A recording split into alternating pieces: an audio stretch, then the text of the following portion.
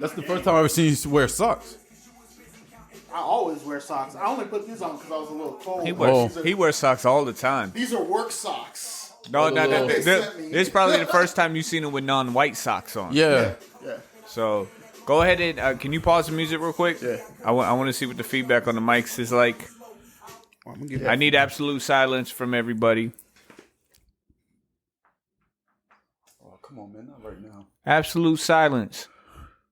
No breathing on the mics, no nothing. Absolute fucking silence. God damn it. Come on, man. The fuck? See? This is why Joe Budden be firing motherfuckers. Because y'all motherfuckers can't do something simple like be fucking... All right, look, literally. Okay. Testing, 1, 2, 3. I'm coming in good. Let me get mic 2. Mic 2. Oh. Test 1 2 3. Test 1 2 3. Ooh, you coming in loud. All right. Give me that again, big boy. Test 1 2. Test 1 2. Big boy. Come on, big boy. My man with his Barry White voice over there. Come on, big boy. Mic 3. So hold up. How the fuck am I mic 3? I'm always mic 2. Because I was the second one on the podcast. Yeah, but what I'm doing is that called... would make me mic 3. No, mic 4. Because I'm doing cable management today. Right? No, but you see we ain't got no knots or anything like that going on. He was talking about the order of people who join the podcast. Listen, I don't choose how y'all sit, all right? The Lemon Pepper Boys want to be together over there. Let them be together. You know? First off, this is you ain't a lemon pepper boy. We talked about this. Literally, please go. Is he a lemon? To the fucking shit. Da Vinci's not a lemon pepper boy. Da Vinci was the non-lemon pepper. Lotion boy. Yeah. Two Two the same lotion. Two lotion Da Vinci. Has anybody seen Cedric the Entertainer present? No. Oh, there you are, lotion boy. That shit is on there. There you are, lotion boy. He said it's gonna get me going. So we got all the mics coming in good. Before I do anything else, I just gotta let y'all know, like 3 podcasts ago, like when we were here recording, like I hit record like way before like any of y'all knew. And then I made a preview snippet that I'm gonna put on YouTube. Oh my god! But really, it's Ergoff talking about fucking foreskin and some other shit. Yeah. Oh, I remember that. Like that's that fuckboy shit. Fucking Joe Budden. Yeah, exactly. That's that Joe Budden fuckboy shit, bro. See. Listen, you fuck around. We'll get Joe Budden. We'll get Joe Budden. Yeah, look. I be doing shit to piss him off on purpose too. So like, I'm in prime territory to get Joe Budden. But can you guys actually see him doing that to us one day? He has that temperament, that Joe Budden type style, where he gets upset. Yo. I mean, I seen him stick his finger in another dude's lasagna and then get mad. Jesus. Well, I'm unfireable. So. No. You telling that story completely wrong. No. You both did it. No, because you wasn't there. But you both did it. No, we didn't. You both did it. So let me tell y'all this. And this is how you know how fucking crazy I am. So when I was in Miami, I was living in a spot. I forget what the fuck it was called. It was called Portofino. It was Portofino. It was over there on 138th and Biscayne. And I got out the hospital. I was working out. I was trying to get fucking fit. And I was trying to put on weight because I got out the hospital at like 127 pounds. I mean, it was almost bitches. Every bitch weighed more than me at that point. You know how hard it is, man. But don't you wish you were that size now? Hell no. Oh, fuck out of here. You know, especially with my dick weighs 60 pounds. Like, the fuck I'm supposed to do? So anyway. So I had all this spaghetti shit, right? Because I was trying to build weight. I ain't never been over 150 pounds. And my dude was like, yo, you ain't gonna do it. I'm like, yeah, I'm just gonna eat a whole bunch of carbs. So, like, I had, like, shit like pasta, chicken, and shit like that at the crib. So my dude, Aaron and Chewy, come over to the crib, and they see all the spaghetti shit. Like, I had the spaghetti sauce. I had this fucking spaghetti, the spaghetti itself, some meat and whatever. So they was like, yo, Aaron was like, let's go to my mom's house and she'll cook it for us. He's all right, bet. So we shot over to the crib. His mom, his mom's like the crew mom. So, we go over there, what's up, mom? She's like, oh, I'm going to make this food for y'all. So she make the spaghetti for us. Now, the problem was she took 3 big-ass bowls and divided that shit evenly in 3 pieces. So there was no seconds. Everybody got, you got a bowl, you got a bowl, you got a bowl. Mm-hmm. And I don't know what the fuck my man Chewy was on, but he was watching some prison type shit. Right? So that whole you want your cornbread, some Oz type shit, right? So he thought the shit was funny. He thought the shit was funny, so he went, "You gonna eat that?" and stuck his finger in my spaghetti. I believe I heard this story. And when he did, I pulled the pistol out and I started waving it. I was mad as fuck. You put on, yo, fuck with me. No, I was like, "What the fuck are you doing? Why the fuck?" And I'm sitting there waving this gun in the air while everybody's in the room. I was mad as fuck. I left the crib. I was so fucking mad. I wouldn't talk to him. So as a peace treaty, you boys, you don't talk to a motherfucker for a week. Yep. He had his mama make me a whole fucking one of those big ass things, a baked ziti, and he had a key to my crib. So I come home from work one day. And there's just this thing of baked ziti sitting on top of my stove. Yep. So I was like, all right, we cool. That's all. You know what I'm saying? It's a peace treaty, man. It take real men to get their mama to baked ziti. I was gonna say to determine peace, but yeah, I guess it take a real man to get his mama to make baked ziti for another man. So in Mississippi, how we would have handled that is you just slap the fuck out of them and go on about your business. We'd have been cool 5 minutes later. You got to understand. You got to understand. I'm not a big dude. I mean, I'm big, waist down, but that don't like height wise and everything else. He over here talking all this shit. Our homeboy is called Chewy for a fucking reason. Yeah, the first. So shit, we fuck out of Chewy. Nah, so you go ahead and slap Chewy. Go ahead. Listen, my dude Chewy's. I mean, I don't know what he is now because we ain't seen him in a minute. But my man is 6'5". At the point, he was 280 pounds, almost 300 pounds. He's a big dude. Yeah. No, he was a big ass dude. So when I first met him, we was playing Yu-Gi-Oh cards, and I used to be at this card shop. I was reigning champ and shit like that. It's like OG. Everybody always want to fuck with me though. So him and his home gamer, not gangster. In case you were wondering. Yeah, OG. Oh, that's what that means. Oh, original gamer. Whatever. That's a thing. Whatever. Listen, I don't know. It's not a thing. It's not. Look. I went from the hood to the games. From gangster to games. I'm a game gangster. Whatever. We'll call him the king of games. Listen, for the record, it's time to duel. I'm very familiar motherfuckers. With anyway, so the first, these dudes came in. They was talking shit one afternoon. I was like, I don't even know who the fuck y'all are. I was like, but you know what? Look, I do in typical fashion. I was like, I give people nicknames. I was like, I don't know who the fuck you are, but you look like Chewbacca, so you're gonna be Chewy. And then you. The white boy had a nose like a parrot, so I was like, "You parrot and you Chewy," and they was like, "Huh?" I was like, "That's y'all names." There's like, "Nah." Them names legitimately stuck. That's what we call them. We call them Chewy and Parrot. And my man's mama call him Chewy now. So like them names stuck. So I'm just that's what it was. But that's how people got along. But anyway, motherfucker stuck it. It's his fault. Nobody calls me Andre. FYI, I just want to point that out there. Oh yeah, when I met this motherfucker too, and he told me his name, I was like, "You lying as fuck." He was like, "No, that's my name." I'm like, "No, you Haitian." All Haitians have a fake name. You ain't got no. You ain't. Yeah. What was the alias you used to use? James. Andre. No, James Campbell or some shit like that. Oh, James Campbell. That's because I knew a Haitian named James Campbell, and I was all like, "I'm just gonna jack this nigga's name, bro." I was working in a fucking. I was working at Flanagan's in Miami. Yeah. And it was a cook in the kitchen. His name was James Campbell. I'm like, you stole this man's name. Legitimately, was he Haitian?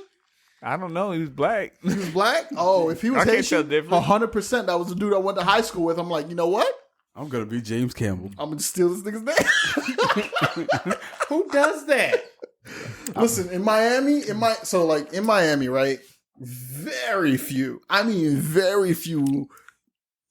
ethnic individuals is what we'll say. Or, sorry, not ethnic, because it's not ethnic. Very few urban individuals. The name you knew them by was not the name. It was not their legal name. Nobody gave out their government name. Bro, you think somebody really named their kid Delicious? Like, no. No, I know that, but I'm saying the jacking of the name. Yeah, I'm because everybody would come up with an alias in Miami, bro. Nobody goes by their government in Miami, bro. You could meet a dude, they'll be all like, yo, this is Carlos. And they'll be all like, all right, yo, what's up, Carlos? And then it's Los. And then they come back with the waitress comes back with the card and they're all like Julian, and you're like, who the fuck is Julian? Oh, that's me. Like, yo, why the fuck they call you Carlos? Because they call me Carlos. Like, that's how Miami was. So everybody got it. Obviously, you look unfamiliar, Mississippi boy. Mississippi. Mississippi. Cricket letter. Yeah, how many circles actually call you that? They used to call me JJ or Ergoff. See, Ergoff. So I've never heard anybody call you. You've JJ, never been to Mississippi. I've been to Mississippi. I slept on your mom's couch. Whoa. I thought you were going to say you slept with his mom's. Be like, damn. I know that was a lie. Damn. Stop it. I didn't know this podcast was getting juicy off the beginning. We ain't jumping into the Patreon off the rip. I'm from the country, which is the same thing as the hood. It's just spread out. So no, none of my cousins, we don't use governments either. So I am familiar, but we don't steal other people's government names. Like, I mean, that's some weird type shit. That's what I'm talking like, about. At the time, I was all like, you know what? I'm James Campbell. We would go. That was like probably the best thing about going out. We would go out, and as we're driving to South Beach and shit, we'd be all like, "Yo, what's your name today?" And we would decide on our aliases and get our story straight before we fuck you sitting there making a whole fucking backstory before you go. Now, me and my cousin used to do that. We'd go to spring break when we used to go to Panama City Beach when spring break was still a big thing and MTV was there and everything. So we would go and we were football players. We had to figure out what positions we play so nobody used the same position. And we figure out y'all out here lying to these hoes. We just changed our names. Yeah, I mean you sit there actually like falsifying a whole job and all that shit. Whole backstory. My backstory was still the same. I just called and told people my name was James Campbell. We were football player size, so it was highly believable. But we used to do that. Like when we go to the strip club, we used to do that shit heavy. Right, because the stripper ain't giving you the real name. Yeah. Right. So I'm Destiny. I'm Stallion. I'm this and that. Whatever. Yeah. So even after you get past like the stripper name, and the real name they give you, it's still fake, bro. Yeah. I mean, unless you see the ID. So I used to be like when I used to go to the strip club, my homie, like we used to go every Tuesday. I'm like, yo, just make sure you just call me Prophet. He was like, Prophet. I'm like, yeah, Prophet. Like Prophet, like dollars. I'm like, oh, maybe it's Prophet, like. Like I could tell the future. I'm like, it's a mind teaser. Prophet, Like nobody knows what like how you spell it or how you say it. Like you say prophet, the bitches don't know whether you mean prophet or you mean prophet. Like I could be, the Dalai Lama to you, or I could be the motherfucker making it rain. You don't know. You don't really know. But now it's curiosity. I had a fish named Rabbi. Like if I told you a chick was named Stallion, what's the first thing you think about her? Megan. Big butt. Well, she get it in. Or you think she got a fat ass, right? Like hindquarters. Right? There was a chick at the strip club. Her name was Stallion. She was skinny as fuck. I was like, how the fuck they call you Stallion? Well, very well fed. Nah, they just be making up names and shit. What would your stripper name be? What? If you was a male stripper, we're not talking about. Yeah, and you're a female stripper. Do we want a male stripper? Do we want to do this now or save it for the Patreon? Oh, we could do it now. We can do it now. We can do it now. This is the teaser. I don't know. Like I feel like in my current situation. I feel like. Are you going to become a stripper in the next 2 years? Then it don't matter. I don't. Who knows, man? Fuck. You're right. Your corporate may go sideways. And I mean, just in general, man. Like, who knows where the money is? I was talking about that today at work. I was like, man, I wish I would have sold my body at a younger age when I still had it, like OnlyFans, but like 15 years ago. Well, no, maybe not 15 years ago. I would all kind of pedophiles. I would have been. No.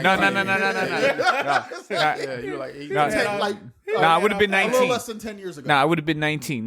Yeah. 15 years ago would have been right. You know what I'm saying? Like now it's like, I'm trying to get back to that shape, but a little thicker. But I was like, man, I wish I would have did some OnlyFans shit when I was younger. I would have given a fuck. That money is there. True. These motherfuckers is out there paying. I would have took it. I don't know. I think like I said, my current situation, I think my stripper name would be Lumberjack. Just because, I got that big wood and then my fucking beard is crazy. I like. It's unoriginal, but legitimately, I think it would be Zopound. Zopound? Yeah, it would like be that would be your name? I'd be Bro, I swear to God, you look like Questlove from the Roots mixed with Doc Brown from Back to the Future. Like I can't tell if you trying to drum or you trying to go like find more Marty and fucking like you look like literally every time I see you. Are you trying to tell me I need to get my hair did? Like every time I look at you now, I keep thinking of you when you dressed as Black Rick for MegaCon. Oh yeah. I was the black. Like, but now it's like if we dyed your hair blue, yeah, like you could almost do like a Black Rick. Yeah, I could. My shit's long enough now. I need to go. I found someone who has like a legitimate shop with like online booking and availability. I just have to go get it done. I took time off from work, but I ended up using it to like work on my taxes and stuff. You took time off from work? I took time off from work. I never heard no Haitian. Yeah. I mean, well, never mind. I never heard no Jamaican take no time off of work. Listen, you was right. Andre got all the money because I ain't got no money. Man, he had to take time off to do his taxes. Yeah, listen.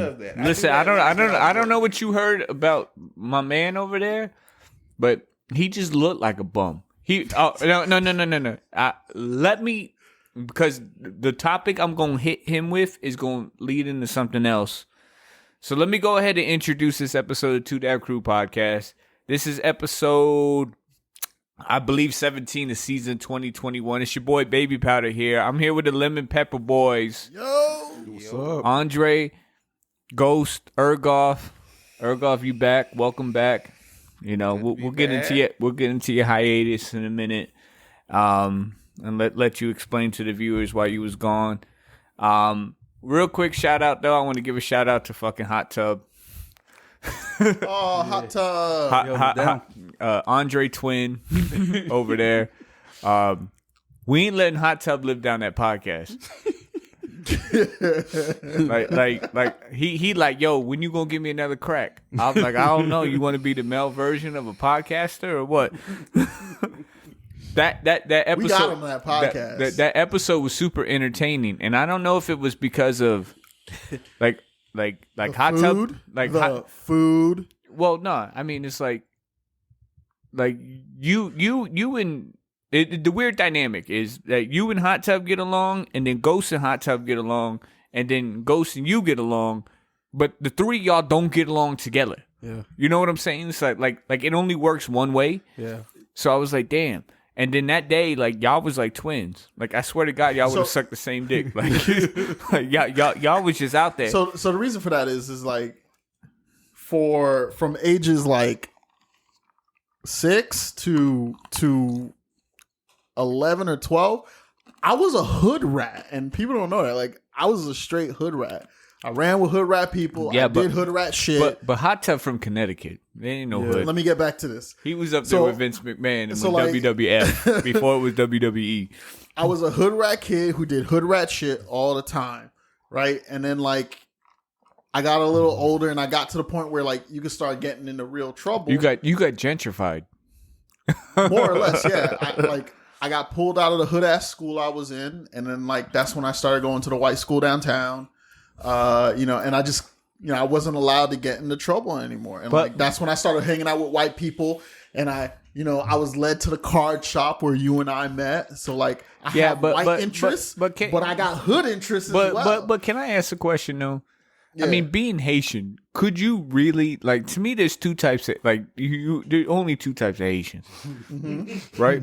There's super like gangster Haitians, like Zopound, yeah. And then there's like wannabe like hood rat Haitians, but they know their mama gonna come upside their head. Yep. And I tell you what, like we used to pull up the Andre crib, and his mama come out yelling, and we stay in the car. You forgot about the uber religious ones. Yeah, that's my mom. Well, that's his mom. That's my mom. Jehovah Witness. Super Jehovah Witness. Andre couldn't do certain things with us as a kid because he had to go to church. Yeah. Well, ours was Sabbaths from Friday at 6 p.m. to Saturday at 6 p.m. We couldn't do nothing. That sound like Yeah, that sound like the, Yeah. But so like I grew up like super hood for a while, and then I had to. But what that got to do with you and Hot Tub getting along? So like I have a lot of traditionally Caucasian. But Hot Tub ain't Caucasian. But he's Caucasian. He's Caucasian. He has a lot Caucasian. of Caucasian interests. Yeah. A lot of his interests are Caucasian. But anyway, so shout out to Hot Tub. Like that. It was when I had to edit that podcast, it was so great. Yeah. Right? Good. Because I was listening to it and I was playing a video game and I'm trying to like search for words that shouldn't be said, you know, especially like, by me. beep? Yeah. So Or like beep. and I'm going through it and I was like, Or like this mother beep. when I got done with it, I was like, damn, that was an entertaining podcast. Like, and I was like, that shit was good. And I put it out. Granted, we was high as fuck. Yeah. You weren't supposed to say that. Who gives a fuck? Hey, it's already done. Right? It's funny when Ghost was like, we said that? Oh, I wasn't here. Like, my man was spaced. And that wasn't even pretty heavy. That wasn't even the whole night. Do a podcast under the influence of edibles. Yeah. Shit. I wish I could live life under the fucked up part was I had so much that I was like fucked up the next day. Like still. Like I literally felt like Bradley Cooper Limitless. Like I felt like the fucking world was like zooming by me and shit. And I was just moving faster than everything else. But I was like, my heart kept racing. I kept thinking I was having a heart attack. I was like, I don't fucking know what's going on. It was legendary. Yeah, no, that shit. That's everyone was all like, "Why are you so quiet?" Because I went out after the podcast, and everyone was all like, "Why are you so quiet? Why are you so quiet?" I was like, So I want to say that podcast was a blast because we did it at Bar Louie again. So shout out to Bar Louie in Orlando, Florida. You know, we walked in again. We set up. They didn't give us no shit. Yeah. And I mean, walking in with that gun case with the microphones, like I was like, every time I walked in and out, I was like, these motherfuckers is looking at me weird. But I don't. White man with a gun case. Yeah. I don't remember what the waiter's name was, but he was straight because every time he came to the table, he was like, whoosh, like he was whispering and shit. So, like, I mean, he respected. So, you know, like, I definitely keep breaking bread with Bar Louie in Orlando, Florida on International Drive. The food was decent. The drinks was good. It's not super overly priced. They let you get high inside, and you could do a podcast. They did not let us get high inside. We were high before we got there. Yes, yeah, we whatever. Bro, I didn't even know. I didn't even realize I was high. I thought I was having a heart attack for real. I literally, like, we were sitting there, we started talking, and I felt this rush. And I was like, oh my God, the Red Bull's finally creeping up to me. Because I was drinking Red Bull and fucking peanut butter whiskey at the softball game. And I'm like, oh my God, the Red Bull, finally. I'm like, oh, Elizabeth, I'm coming to see you. Wow. Elizabeth. You know? The big one. This the big one. Oh, but my man got some redemption to do. So, Hot Tub, we're gonna invite you back at some point. But anyway, it was fun. You know, like we had to fill in for you while you was gone. Where were you, sir? Working. I need you to elaborate. No. We'll get into his shit in a minute. I gotta get on you about this fucking like your bummy ass hair. Oh, yeah. Oh, Jesus. So my man is super bummy. But you know what he reminds me of? Of J. Cole. Right? And then that's why, like, before I did that, I want to get into that. Because look at him. I mean, his socks is ugly. His slides is ugly. His I don't know. Like, I swear to God, he wear the same camo shorts every day. And if y'all don't know, my man go commando. So, like, it only probably his shorts probably smell like from under cheese or whatever. I got a fly ass shirt on. Yeah, but that's what I'm saying. Like the only thing fly about him at all is that 2 Dab Crew He shirt, like Captain America, right? but his hair is so fucked up. But it's like if he were to he could fucking dread it right now, and that shit would look like J. Cole. Yep. Yeah. And then I was like J. Cole new album just dropped today. Yeah. And I've always been a fan of J. Cole. Like I want to say, like at first when J. Cole did that song with Jay-Z, yep. Like I was like, alright, but I wasn't really like I won't on him 100%. And then he dropped his first album. It was alright, you know what I'm saying? But then when you start getting to like Forest Hills Drives and shit, and the shit he does, it's fucking ridiculous. This motherfucker is a lyricist, right? and his career ain't even done. I think J. Cole could be at least top 10. So I don't want to say top 5, top 10, but my man, like his whole swag right now, where he basically like in one of his lyrics, he was like on the freestyle that he did, he was like, "I look like a bum. The only difference now is it's a choice." And it was like, yeah, like he his shit. If you look at him, his beard. J. Cole done jack my style. I've been looking like a bum by choice for like the last 10 years. Yeah, homie. but he's saying the difference now is it's a choice. Like he used to look like a bum, and he don't like shy away from the fact that he struggled. And if you listen to some of the lyrics of his new album, he talked about how like one thing was like hustlers ain't in his family, so he ain't sitting there sweating like it's like coming from the bottom. It was hard because he didn't come from a family of go-getters. Like, he had to kind of do that shit himself. So, I definitely, like, I'm fucking with the new album. I don't know about y'all, but... I am. This album was good. Like, it made me realize something, right? Because we've commented before on how, like, songs is like 2 minutes, 2.5 minutes, and right? Yep. And I realized something, listening to his album, is like, it was short songs, but it's not like they lacked substance, right? Yes. They were good lyrics. The setup was so good. And I realized it's just that as a medium, the flows have picked up such pace that you don't have 4-minute, 5-minute songs anymore. You get the same lyrical impact in a lot less time because everyone's flow is like, it's not Eminem and it's not Luda when they want to get crazy. Or Busta Rhymes when they want to get crazy, but or Twista when they want to get crazy. It's like, but it is much, much more dense and faster as a genre. And that's why some of these songs, these fools is just mumbling, right? Yeah. But what you mean some of these fools? Most of these fools is mumbling. Most of these fools, right? And it's it's a fast mumble. Yeah. Yeah. Right. So like, question on that. Who y'all feeling in the game right now? I mean, like to me, like J. Cole is in a different category.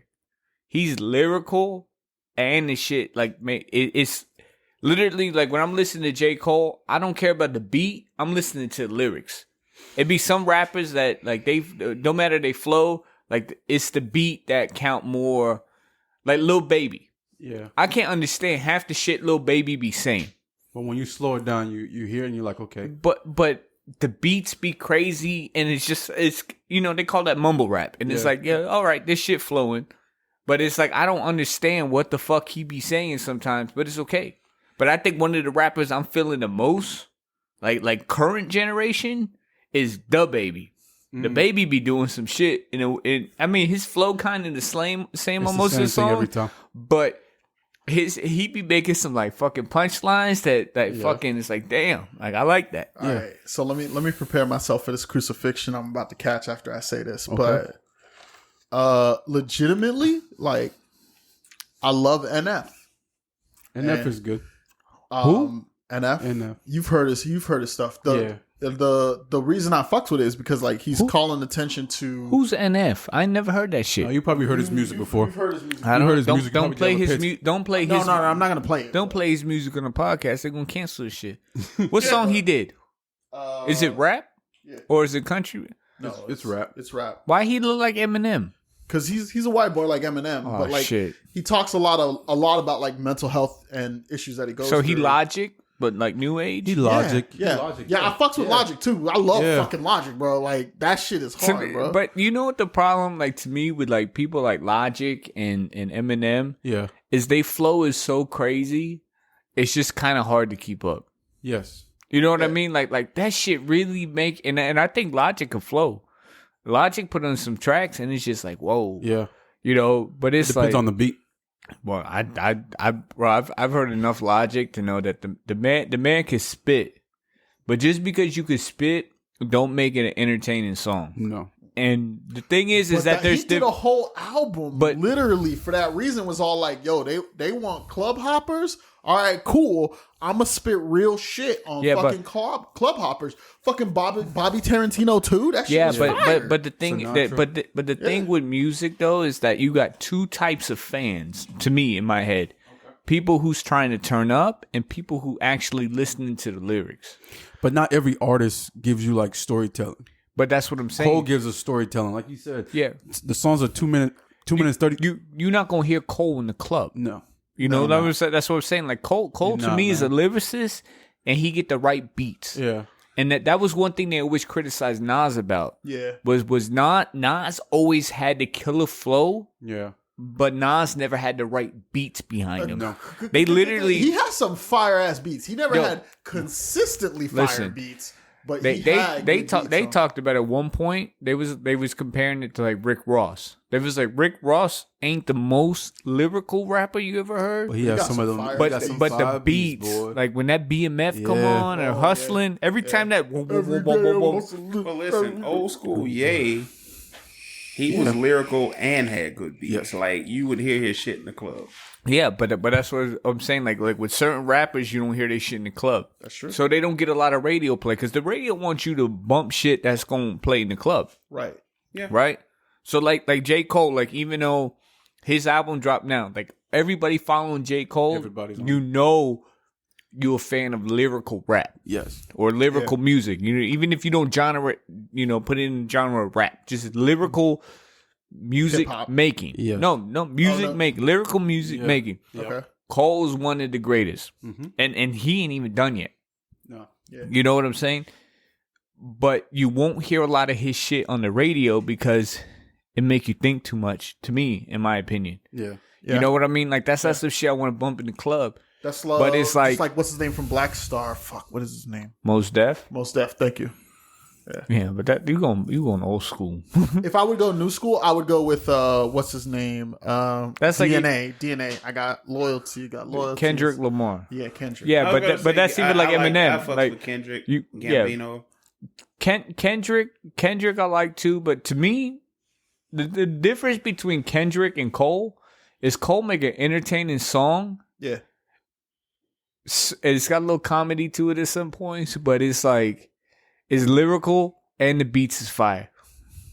Kendrick sometimes get too deep into it, and then it's like, well, Kendrick is different, right? He'll be all like, yo, here's this banger that you want to listen to, but then also here's this deep ass lyrical song. Yeah, but give me 5 songs that Kendrick did that was fire, and then I bet you I could give you 10 that Cole did. Just DNA. You know what I'm saying? Like that. Well, he got more than DNA, but like, or what was it? Humble. You can remember. Humble. Oh, without looking it up. All right, you heard me. You know what I'm saying? But Kendrick did some fire songs. Like I'm not taking anything from Kendrick. I still think Kendrick one of the greatest. But the thing is that sometimes you got to be a real fan behind it. It's like Logic. Logic songs is like, yo, the spit and the lyrics is crazy. And it's like Eminem. Yeah. Like a lot of people ain't a fan of Eminem now because it's the lyrical genre is not what's popping. I mean, you're talking about Generation Z. And if y'all saw that Saturday Night Live skit when they was like doing that Gen Z hospital, where it was like, bruh, that's cap. Say less, son. You know what I'm saying? Like they tell you that like the new age of they don't want a 4-minute song because they don't got the attention span. They hear a song and 2 minutes later they want to hear something else. So like the 2-minute song but it's like, can you get all you can get out of a 2-minute song, or do you just have a catchy hook and then you scream and suck my dick on the other, like Tekashi 6ix9ine? Me personally, I feel I'm missing. I still miss R&B. Yeah, that's what I was gonna say. I'm missing R&B. Like I was listening to my Thumbprint radio, and like I was listening, and then Jill Scott came on. Yep. And then right after that, Lauryn Hill came on. I was just like, wow, like. But do you think that's because we don't have a station like we used to back in the day, like TRL, BET, that's really pushing the music out there for more people to know, or is it just we just don't have no more R&B? I don't think people have feelings anymore. I wouldn't say that. I completely think about that. It's 100%. Like remember when you was like younger, like falling in love was a thing. Yeah. It don't seem like that no more. You just want to get a quick. Well, I mean, think about you can't really think about our generation as much as the generation that follows us, because honestly, like we're starting to phase out. We're in our 30s. Yeah, man. You know what I'm saying? Like our shit is becoming vintage. Yep. You know what I'm saying? Like we're not there yet, but it's becoming vintage. Yeah. So it's like, and then you look at the 20. You look at Ludacris, fucking T.I. They're old school at this point. Yep. You know, because look at all your rappers now: Lil Baby, The Baby, Pop Smoke. Yeah. You know, shit like that. We are phasing out, and the new generation, they don't want that shit. I mean, you got so many great singers out there. So like, and and we went back to that in like one podcast. We was like, yo, can you name some R&B hits? Like. Yeah. Like, and I'm still having a hard time to compile a list, but I got Bryson Tiller in a couple songs. Yeah. SZA, she got some hits, but it's like you don't have the abundance that you used to. Yeah, her got some nice stuff. She got some nice shit. Yeah. But it's just not the abundance. Look, and this is a funny thing, is that the Khaled album came out. It came out. But you know what I didn't like about Khaled was that all the beats I knew. It was old school.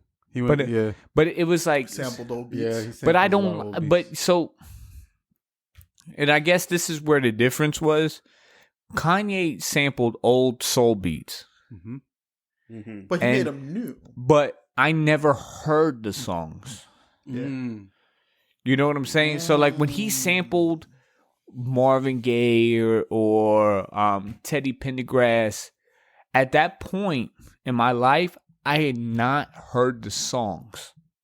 So you're looking for... So like you could feel the soul in the beat, but it was like, it was new to me. Well, see, for us, for me, it wasn't new.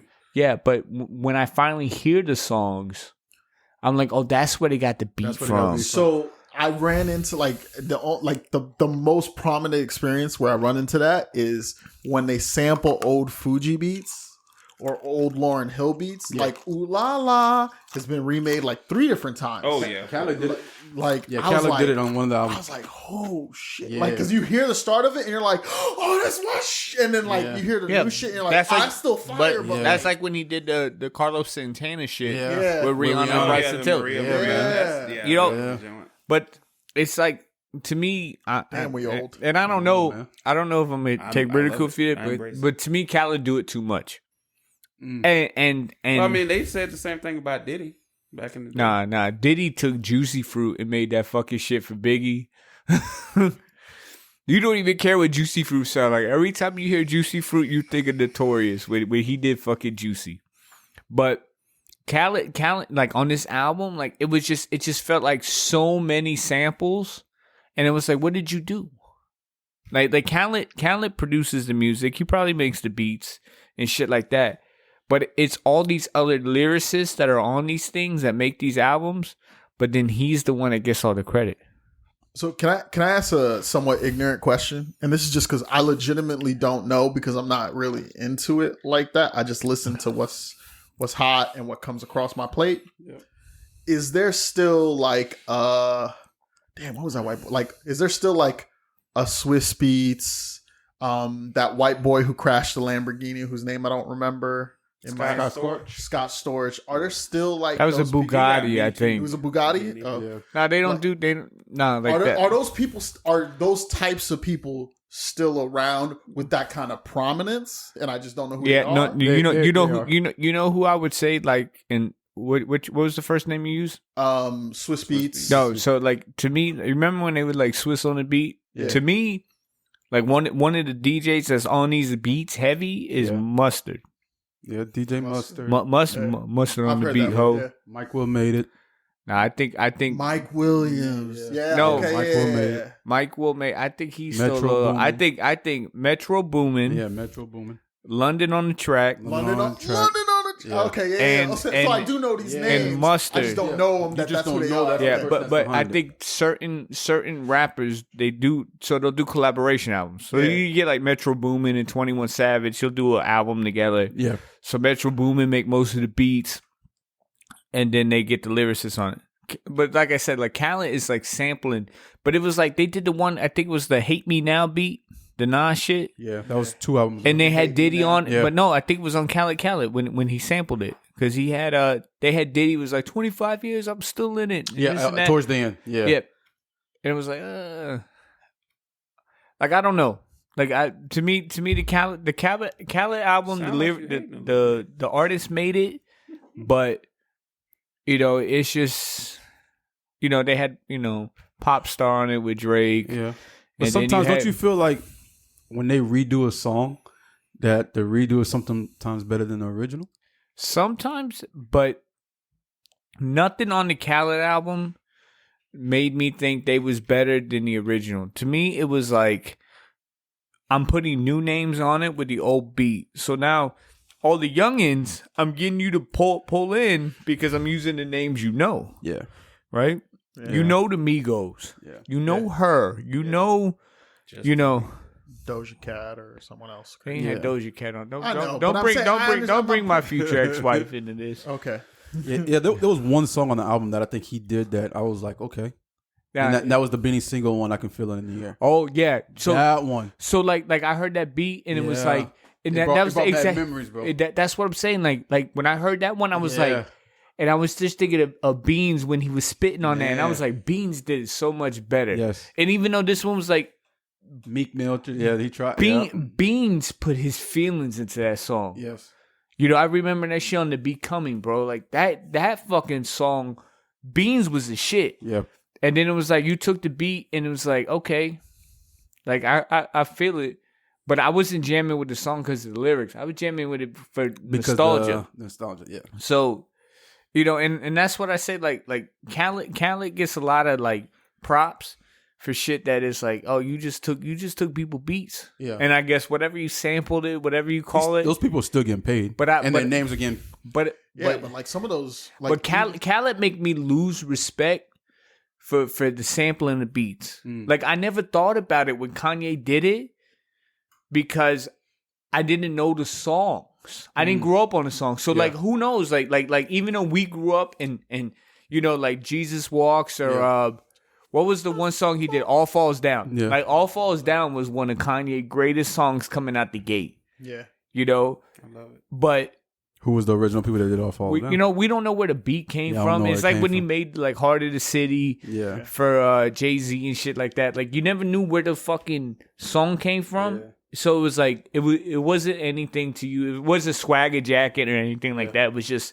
It was feelings. It was like, damn, this is a badass beat. Yeah. He took it and changed it. But it's like now watching my beats from when I grew up get jacked. If it's done And well, I don't mind it though. I don't Yeah, I don't either. I don't think. I think Khaled do better on his like original shit versus like you take the beats like again just like Ghost said with the Beanie Siegel beat. I don't care. That Beanie Siegel beat, that shit was epic. Like you took an epic beat and the beat still was good. Yeah. So it's nothing about the music producing, but you don't have that type of rapper nowadays. I mean, you do, but you didn't put him on there. It's like taking fucking like 6ix9ine and putting him on a fucking Jay-Z beat. But let me ask you a question. Would you listen to 6ix9ine on the Jay-Z beat? I wouldn't listen to But- him anyway. But at the same time, you just told us about J. Cole freestyle, and he was freestyling over the other people's music. You loved it. So what's the difference in Khaled? The lyrical content and composition. So two things. One, J. Cole did the original. Remember that one, the album of the year freestyle when he did it over the Uchi Wally beat? Yes. That shit was fire. He didn't change the beat. You don't like beat- it when he changes the beat. The beat stayed the same. Yeah. It was the same beat, and he spit over it. Yes. And to me, that's homage. right? Cool. So the moment you chop it up, you feel like it's not paying homage? He wasn't making an album out of it. Ah. He was just, let me show you my lyrical and do that. Uh-huh. When he did that freestyle with LA Leakers, where they took the one beat and then they took the still tipping beat, he's just spitting flows over the beat. And all of us have done it. Yes. Like, I like to do that shit in the car sometimes. Like, I'll go and pick a beat, but it's hard for me to spit over a beat because, like, the beat start going and I start thinking of the lyrics of the song. So it's like your lyrics that you be trying to spit start turning into the song. And I've seen shitty freestyles like that because I saw a freestyle with Childish Gambino where he was spitting over the Drake beat, started from the bottom. Or it was one. But his lyrics it started like meshing in with the song. You know what I'm saying? Like it kind of copied the same flow as the song. Yeah. And then it was like... That's one thing I'm starting to notice with a couple of the R&B guys too, like Chris Brown, Tank. Those guys are starting to bring back old beats and then just doing their own little. Yeah, I heard one from Tank. Exactly. Where he had that old. What was it? I forget what it was. But again, that's homage. Tank been in the game 40 years. Yeah. You know, like I remember Tank. Like I didn't know Tank was Tank when he did Sex, Pain, Love. Yeah. Originally, like you Tank never got no credit for that album. That album was great. You know, but either way, like the point that I'm trying to make, the J. Cole album was fucking amazing. Yeah, it was. Right? Like I loved it. And literally one I'm gonna give you guys this one fucking lyric and then I'm gonna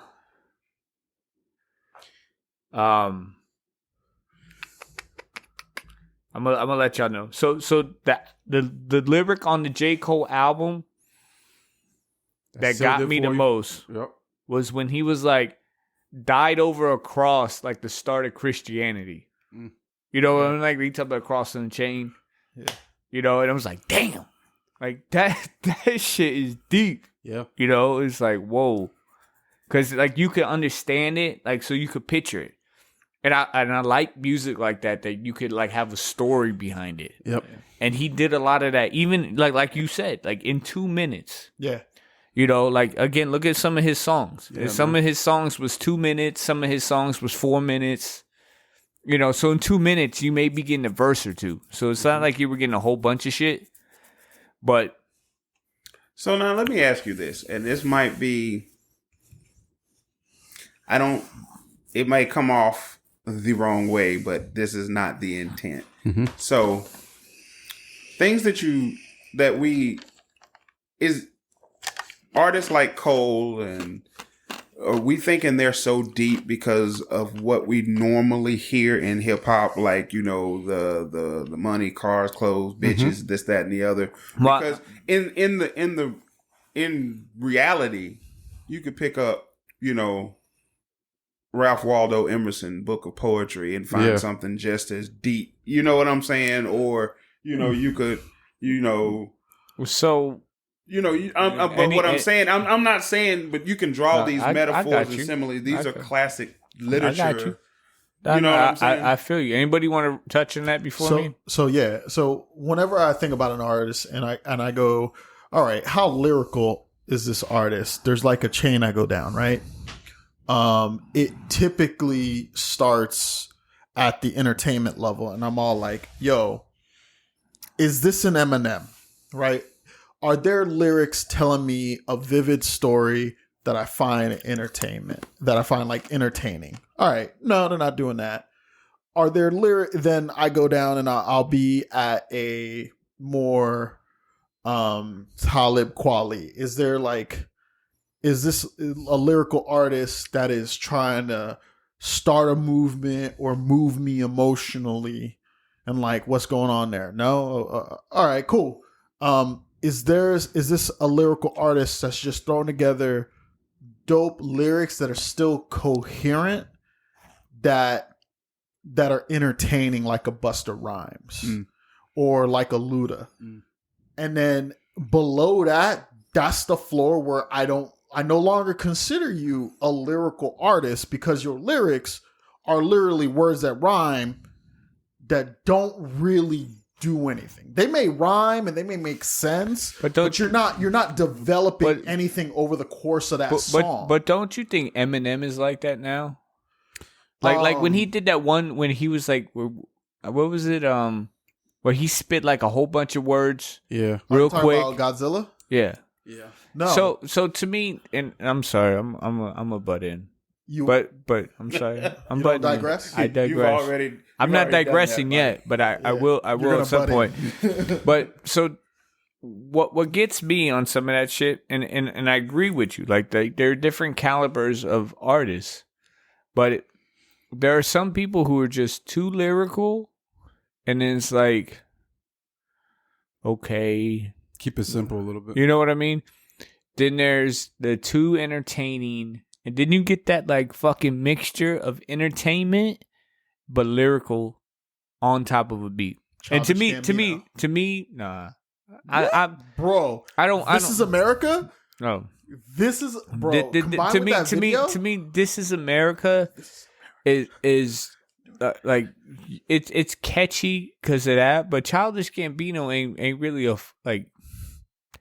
I don't know. Like I just bars? He may have bars, but you know who else had bars? Jadakiss, right? Yeah. Beanie Siegel had bars. Freeway had bars. But who would you rather listen to? Listen, I don't want to see Gambino with no shirt on. You know, This Is America. Look. I'm not saying Gambino can't rap. I'm no one to talk because I can't fucking rap. Yeah.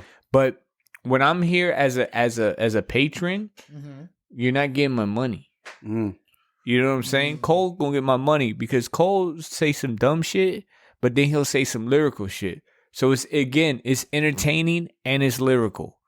You can get that. I feel like that's the Eminem category. But no, but that's what I'm saying. That's the difference. Like growing up, Eminem was like hot. I could listen. Not for everybody. But I'm saying like I could listen like the Marshall Mathers LP was one of the first albums I bought illegally because what's your favorite Eminem song? If you had to pick one, mine is 25 to Life because I like at the end when he. It's hard to tell. Like I like a lot of like, bro. Are we really having this on TV? Yeah. Did you turn this shit off? I'm just gonna play it in the background. Yeah, like you look like Childish Gambino, motherfucker. That's why I had to have it on because I was like, yo. Oh no! Please don't do this. Yes. Oh Lord, we're doing this. Whoa. Them pants. Yeah. Them pants, man. Yeah, we don't want to see Donald Glover, okay? But the thing about Eminem was like, so, you know, and again, like, if everybody knows me, I'm a huge 50 Cent fan, but... Me too. You know, like, I had, like I said, one of the first albums I had, Marshall Mathers LP, and it was, like, different for rap. Yep. Yeah. You know, because when Biggie and Pac was making music for me, I was, 8 years old. 9 years old. My first fucking, I wouldn't say the first album I've owned was Puff Daddy and the Family, No Way Out. No Way Out. That had All About the Benjamins, More Money, More Power. More Money. Yeah, that shit. Oh yeah. Right? I had that one. And I had a huge affinity for like Puffy and Mace and Biggie growing up. And again, I was 8, 9 years old when that shit came out. I think it came out in 96. I might have been 9. So then when Eminem came out, I listened to Eminem and I also listened to Nelly because I used to steal shit. I used to be a fucking klepto like a motherfucker, and I stole Nelly the CD Country Grammar. Yeah, and then I bought the Eminem album, and I thought I was fucking sneaking around because like it said parental advisory and. I went to fucking... And they sold that shit to me. Fucking... What the album come out in? Like 2000 or some shit like that? Marshall Mathers LP was in 2000. Or 99. Dr. Dre... No, Dr. Dre. Yeah, because Dr. Dre did 2001 right after that. So I was 13. I think it was 7th grade. And I listened to that shit and it was like, yeah, it was like fly. And then he came out with like the Eminem show and shit like that. Encore. I was feeling it, and then it started to lose its shit because he went from being like out of this world to just being like bogus. Like when he did like just lose like like when he was like making fun of Michael Jackson. It was funny, and it was like, but it was like, all right, I can't really take you serious at this point. Can we talk about that for a second though? So like, if you follow Eminem's career and you've seen any of the interviews or documentaries, that was a point where the studios were pushing him to create the next, the one where there's multiple Marshall Mathers. I can't remember the name of the song right now. Where there's in multiple, the video, different ones. There's multiple Marshall Mathers all over the place. I can't remember the name of the song right now. The Real Slim Shady. The labels were literally pushing him to do more Real Slim Shady. You mean they pushed Dave Chappelle to be more radical with the racism? Right. But that's what I'm saying. Like I'm digressing from that. I'm just saying that like Eminem went from being like, you know, like what he had on Marshall Mathers, like I'm gonna kill you and shit like that. And then even when like Lloyd Banks and 50 and all of them dropped their albums for G Unit, he came in features. He even did that shit on fucking Tony Yayo's album. Yeah. When they did that one song, Drama Setter. Yeah. And he came in and spit. It was like that shit was still fire. Then it went bad. He came back. He did Bad and Evil with Royce the 5'9". I listened to that album so fucking much, bro. But it was like him and Royce. I mean, they again lyrically they're great, but it was just like it's too much. So, you know, because I'm not trying to sit there and like have a history lesson or get a lecture. While I'm like, I need a little bit of entertainment, and I think and Bad Meets Evil was all entertainment. No, there was not a deep song on that, bro. No, I don't know. So we still haven't gotten a definitive answer on the question: why are the deep lyrical geniuses considered that? Is it because of because you was talking about the whole poetry shit. To me, talking about like anybody could write a rhyme and anybody could make a song, right? But the question is, can you catch the entertainment of the audience? And to me, currently, J. Cole can do that shit. I don't know how. Even when I listen to like Middle Child. Or I go back to Forest Hills Drive. Like one of the best songs I love from J. Cole's the one when he talked about like him and the chick passing notes. In the class. Yeah, when he was like he was about to fuck and it was his first time. Yeah. And he, like the chick was like, take it easy by friend. He was like trying to like figure out like, oh, I don't want to tell this bitch I'm a virgin, but I'm trying to get it in, right? Yeah. And then you find out she a virgin at the end. It was like that shit was entertaining, and then it was like, yo, like you could roll with the story. It was like how they talk about Biggie and them. Yeah. When they rapped, you could envision what they was talking about in your head. Right? When Biggie did Juicy, when he was, just going with it, you could sit there and picture, mom, pimps an act with minks on her back. You know what I'm saying? Like, you could see that in your head. You ain't even gotta see the music video. The music video's in your head. Yeah. So, again, literature does that. Yeah, but I'm saying it's entertaining literature. Right. It takes a special like I said, artist. Langston Hughes could write a poem. And Langston Hughes could be great, but have you read any of his poetry? But I'm not saying it'll visually take you there too. Yeah, but what I'm saying, there's no music behind it. To take a song and then put poetry in it, I mean that's music. Yeah. That's how rhythm and blues started, right? I get it. I'm not trying to reduce the art at all. I was just, I was more focused on the lyric part itself, because you hear some people and they're like, oh, when he said this, and it don't even have to be like Cole or something. They're like, when he said this, and I'm like, I get it, but who's you know what I'm saying? Who's teaching that nowadays though? I mean, I barely in high school, middle school, I barely got real lessons about real poets. Oh, okay. Well, I guess I was fortunate. Anybody disagree? I did, but that was only because I had a teacher who was like the poetry. Yeah, but I mean, at the point when I was in high school, they were forcing people to read for 30 minutes just to get you to read. Yeah, they weren't really giving you. And again, there's so much history to go back in time that there was so much that they could have gave you that they didn't. They were trying to fit this and that, and there's a lot of history that may only go to the historians, the people who follow the culture. Like, if you're a poet, you respect great poets of the past, but who's preaching that story to go forward? Right. And it is, and that's why the arts are so important. Like, the funding is not there, but it is quite important for people to appreciate the arts because, just everything from creating visuals to, syncopation, all this kind of stuff. These are. So I'm getting the cue to move the fuck on. I was about to ask a question. Do we even have? Can you even go anywhere nowadays to listen to like true poetry? Yeah, yeah, all the time. Well, I don't know about COVID, but maybe none. Open poetry slams and stuff like that. Yeah, they still have those. Yeah. Still though. Yeah. Yeah. I always wanted to go to one of those. You mean the people with the bongos where they used to snap? The dude with one of those. You want to go to a poetry night? Yeah, I always wanted to go to a so poetry one of my shop, so man. Going back to the hot tub conversation, like one of my issues of having like eccentric interests is that I don't really have like my niggas that I can do shit with. So like I have different groups of friends and I have friends for different things. This is gonna sound so fucked up when I say this, but like a lot of reason I keep bitches around is so I can do shit that I can't do with my homies. So like the time we went to the Whiny Witch and just walked around the mall. Right. Like I have a homegirl, like that's what we do. Like we go to the Whiny Wench, we get our little frozen wine and we walk around the mall while she's shopping. I'll be all like, yeah, that looks good on you. Holy shit. But like legitimately that's one of the things I like. Okay. So before we go like too deep into some shit,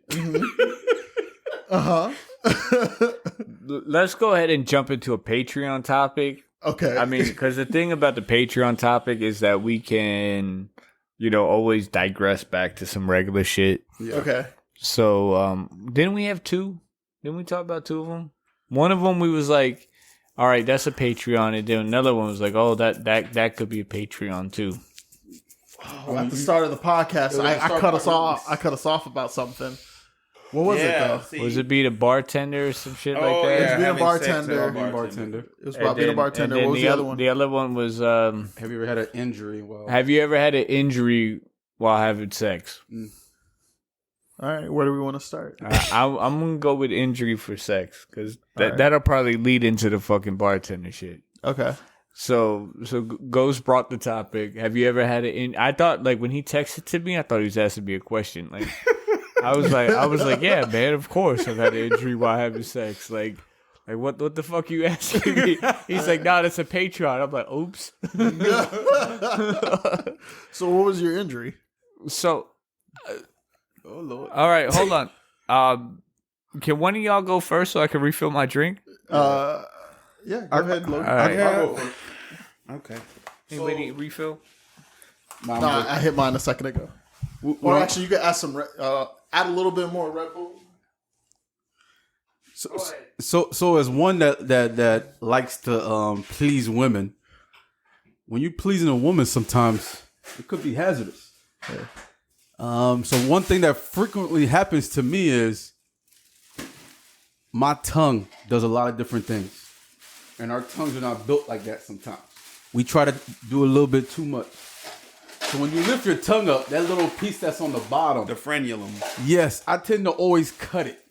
Wow. I cut it. Is you one of these long tongue niggas? Where your tongue, like that part hits your teeth? That part hits my teeth, and then I always cut it. So every time, I, like the next day I wake up, I'm like, God damn, what the hell did I do? And I'm like, damn, it's going to take me a week to get it back to normal. So that's my injury that I always get. Well, whenever. I'm glad I don't have a long-ass frenulum that can get cut. That is some weird shit, brother. Mine's probably worse, though. Would you add some goose to this? Ben, you got another Red Bull? No. Oh. All right, so I guess I'll go next. So over time, this is sharing way too much, but over time, right? I have developed a new thing. It didn't happen when I was younger. Just like over time, like when you kind of in your rhythm, right? Yep. Mm-hmm. I have a thing in my left leg where that shit starts like shaking like a dog's, bro. Like I'm sorry. I'm back. Wait. I wasn't here for that one. No, I'm back. I'm just gonna look at you motherfuckers like this real quick. So what? Let me touch on ghost shit first. All right, before this motherfucker and his gimp leg over there. And you know what's funny is Hot Tub got gimp legs too. Yeah, like, Hot Tub got. I ain't got gimp legs. My legs are good. Just like it. All them thick thighs ain't doing you no good, my man. Anyway, so what Ghost said, you talk about his oral fixation. Obviously, Yeah. You know, to me, it's like your neck being in position for so long. Like I don't know, maybe I'm not good at it, or maybe it's just the thing. But it's like having your head like a fucking fish. Catch a cramp. You know what I'm saying? Like you be there for so long, like this, you know, because it's so hard. And I guess the term would be to eat pussy. Listen, you just, Sir, we're classy. We use the phrase cunnilingus. No, at a certain whatever. point, you'd be like, "Look, I'm gonna need you to just sit on my face because I'm tired and my neck hurt." And Now. So all right. So you know what I'm saying? Like just to be there for so long, it's like your neck hurt, and then afterwards, it's like, do you really want to like finish digging in, or do you just at that point just like, all right, let me just fucking nut and call that shit a day? You know what I'm saying? Because my neck hurt. Yeah. But at the same time, like that, like. Did any of y'all catch yourselves? I mean, everybody here eat pussy. Yeah, Yes. Yeah. What about you, big man? of course, I mean, you over there like flying that hat. I just had to ask a question. Hey, I'm here for it. I like it. I like the look today. Little fedora. Yeah, man. Yeah, no, I'm not fucking hating on the look. I'm just You asking. snapping like poetry over Yeah, here. man. I'm practicing, bro. Look, I'm ready. my man, he just looks better than the rest of us, Oh, yeah. right? Yep. I got my fucking dingy work clothes on. The two of y'all look like y'all just fucking woke up. He's over We here. in my house, homie. Like we in my studio. Like I just feel like next week I should just wear like a turtleneck. Just to, A turtleneck? You gonna be Jerry Seinfeld over I want to here? set the mood a little bit. Oh, all right. Next week's the Get Fly week. Get fly week. All right. Set the mood. But anyway, so any of y'all be like sitting there and like, you ever try to like weasel your way out ahead by like trying to flip the chick into a 69? I mean, I know not Ghost. Ghost said he don't like his dick sucked for whatever reason. Whatever reason he feel that way. But it's like, you know, like. I mean, fuck it. If I'm gonna do you, you might as well do me. right? so, I've done that, but like I want to ask this question because I feel like this is the only opportunity I'll ever get to ask this question. You ever be down there working your business and then like she starts squirming, so you stick your hand up to keep like on her chest? And then it feels like she got you in like an arm bar because we all wrestling fans here, right? So like, your hand is up here.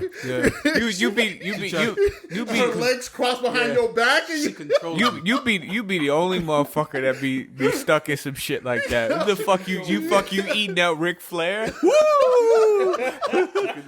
Get the fuck out of here, my man. Because you in there, and like you got your arm here, and like you stretch this arm out to like keep her chest down. Is that how you do it? It depends. I mean, like to me, like when I'm in that position, usually it's like grabbing the legs, right? The hold them. You gotta grab the ass. Like- you gotta treat it like it's a plate of cereal or spaghetti. Wait. A plate of cereal? Or plate of cereal or spaghetti. What else? You just Who the fuck eats cereal off a plate, my man? when you don't have no milk. When you don't have no milk. Yo, homie, you grab it out the bag like a man, right? Yo, I'm sorry. Wait. I know we lemon pepper boys over here, but I can't co-sign. I mean, my man said, I think that's gonna be the fucking lyric of the day, like a plate of cereal. Yo, you know we ain't letting that eat go. that shit with a fork? That's gonna be the name of the Patreon. Like, yo, we gonna eat it like a plate of cereal. I mean, I remember Friday when dude had to fucking with Ice Cube for put the cereal in the bowl. He tried to throw it away. He said, "Put some water on that shit, boy." But I mean, damn, a plate of cereal. Hey man, I would never put. I mean, I don't know, man. Like I guess it depends on the chick too. You know, like depends on like Squirmy chicks, like just like you gotta hold them in place. Nah, I ain't never had to hold no chick in place while I had to do it though.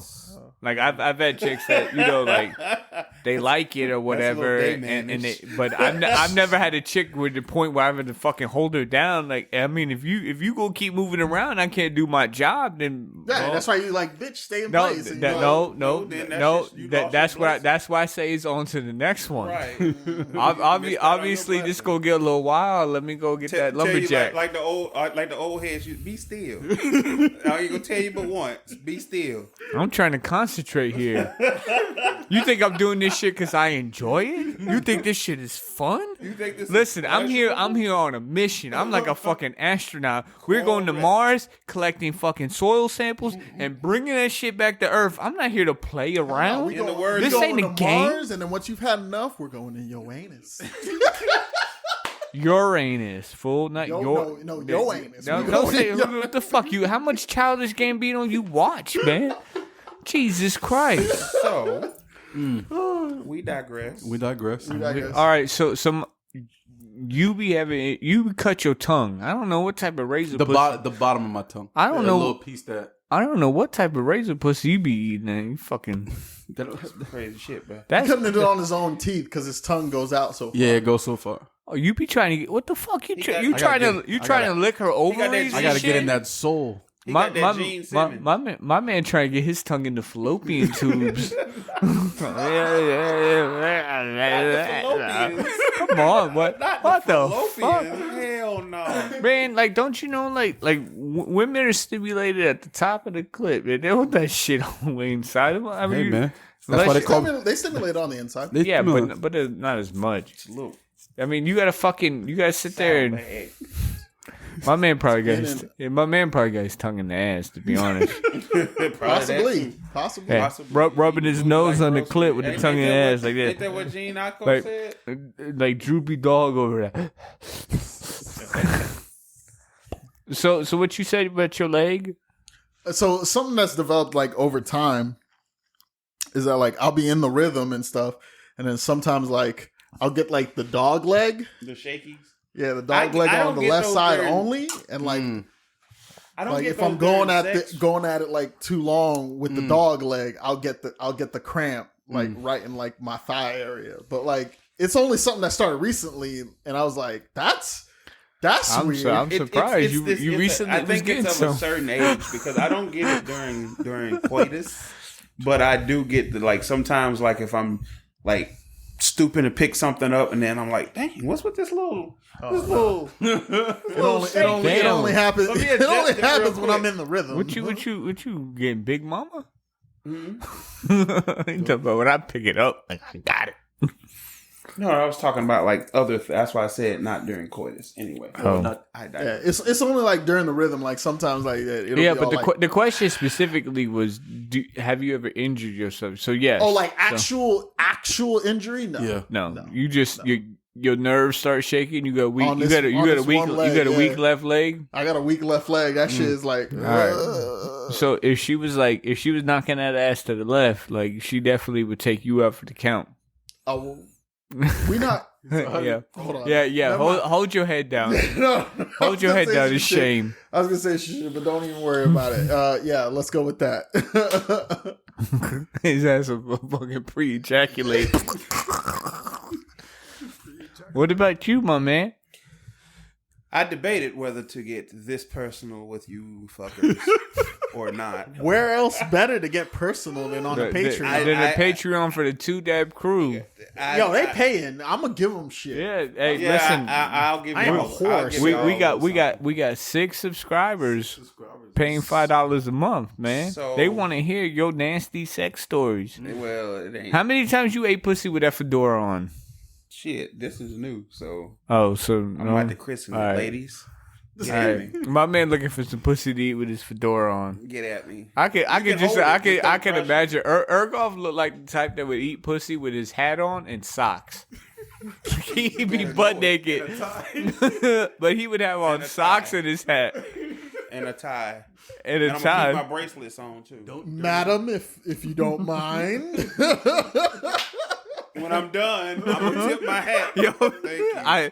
I tip my hat to that pussy. That shit was 5-star. That shit The was 5 finest pussy west of the Mississippi. Listen, I can hit Madam, I declare the finest. Madam, I do declare the finest vagina. Fucking sounded like a of the what was the name of that fucking rooster from Looney Tunes? The big one, Foghorn Leghorn. That's what he sounded like. Damn, man. I can see him doing it too. Having sex, doing the whole role play, the whole 9 yards. Yes, yes. I mean, I really do it. Really, I grew up in Mississippi. I grew up in Mississippi, so of course it was almost.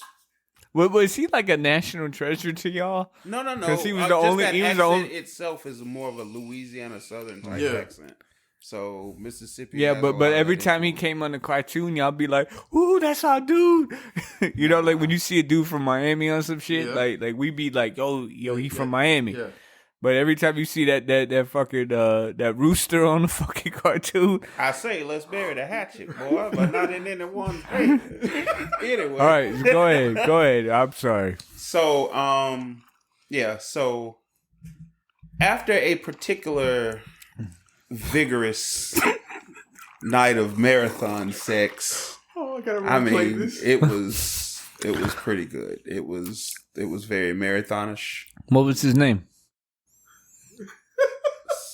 Suck my dick. So anyway, SMD. So anyway, like, you know, it was great. I'm young and whatever. At this point, it was great. I'm good. Roll over, go to sleep. A couple days later, spanking the pony. Shit comes out red, sir. Where? Whoa. On your thing? In the semen, there was blood in the semen. Whoa, sir. There was blood Continue. in the semen. Continue. So at this point, I'm a young dude, so I don't go to the doctor for shit. I literally cleaned up, hit the shower, and I went straight to the doctor. Sir, that's not normal. You need to get checked out. Actually, I'm getting to that. So I get there and we're talking or whatever. He's like, "What happened?" I'm like, I don't know. I just know that it's pink, and I know that means some blood's in it, and that's not cool. And he was like, "Oh, it happens." I'm like, "What? Bullshit! I ain't never had."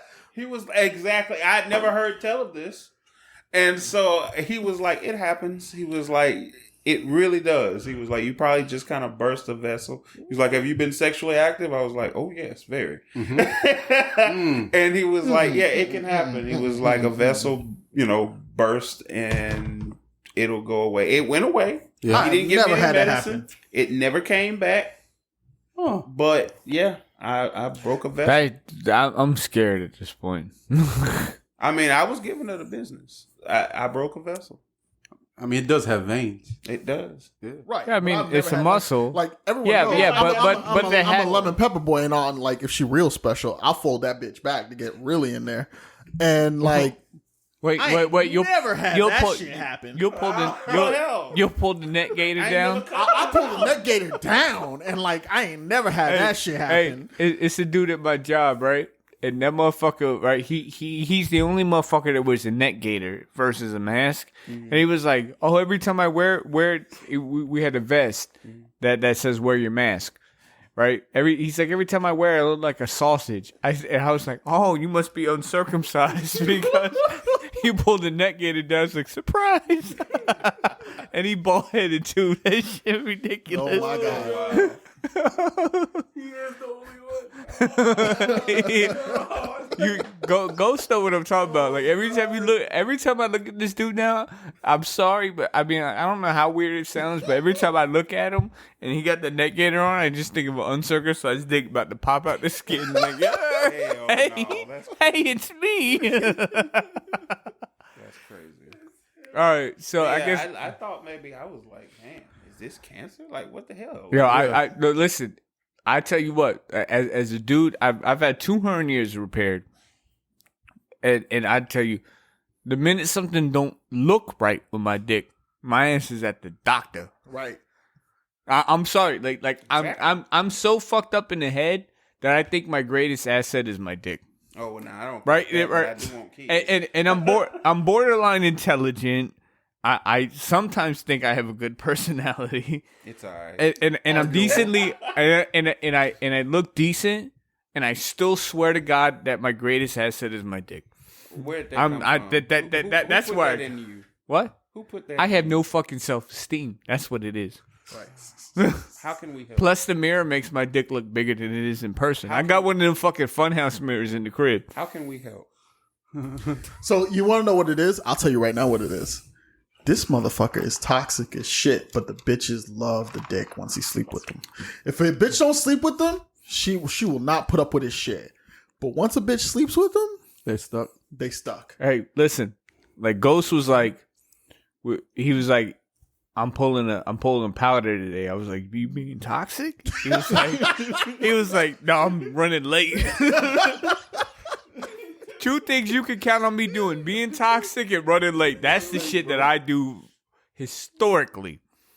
Anyway, I want to say, like, I probably injured myself multiple times during sex, but most of the time, like, it just be on my own account. And I don't want to say like it's like a real injury, but like sometimes, like, especially when she let me get it from the back. Right? You put in that work, and all of a sudden, like, when you nut, like, you hit the bed, like, when you know what I'm saying? Like, bow! The jiggly leg. Y'all ever get the jiggly Right? legs? Yeah, bro. Not only do you... Your listen, whole chest hurts. let me tell you, like, you fucking, like, you sitting there banging it, Yeah. and then you like, my legs hurt. Fuck it. Banging it. I can't breathe. Yeah. Banging it. Right? And you just, like, you feel that nut about to come, and it's like... I'm right there. I'm right fucking there. And you be like your body be like on Patreon. This is NC-17 right here. Right. Listen, like if my body was a fucking machine, the fucking red fucking flashlights would be going on. Warning, overload, system meltdown. And you like, fuck it, I'm right there. Bow. Right? Yeah. And then your body be like, I came. Yeah. And then you go fucking, you lay down. Like, I don't even know where I nut half the time. Like, I don't know if it was in her, on her, and whatever. I just fucking roll over. And then I'm like, and I can't catch my breath. I wonder why we never stretch before sex.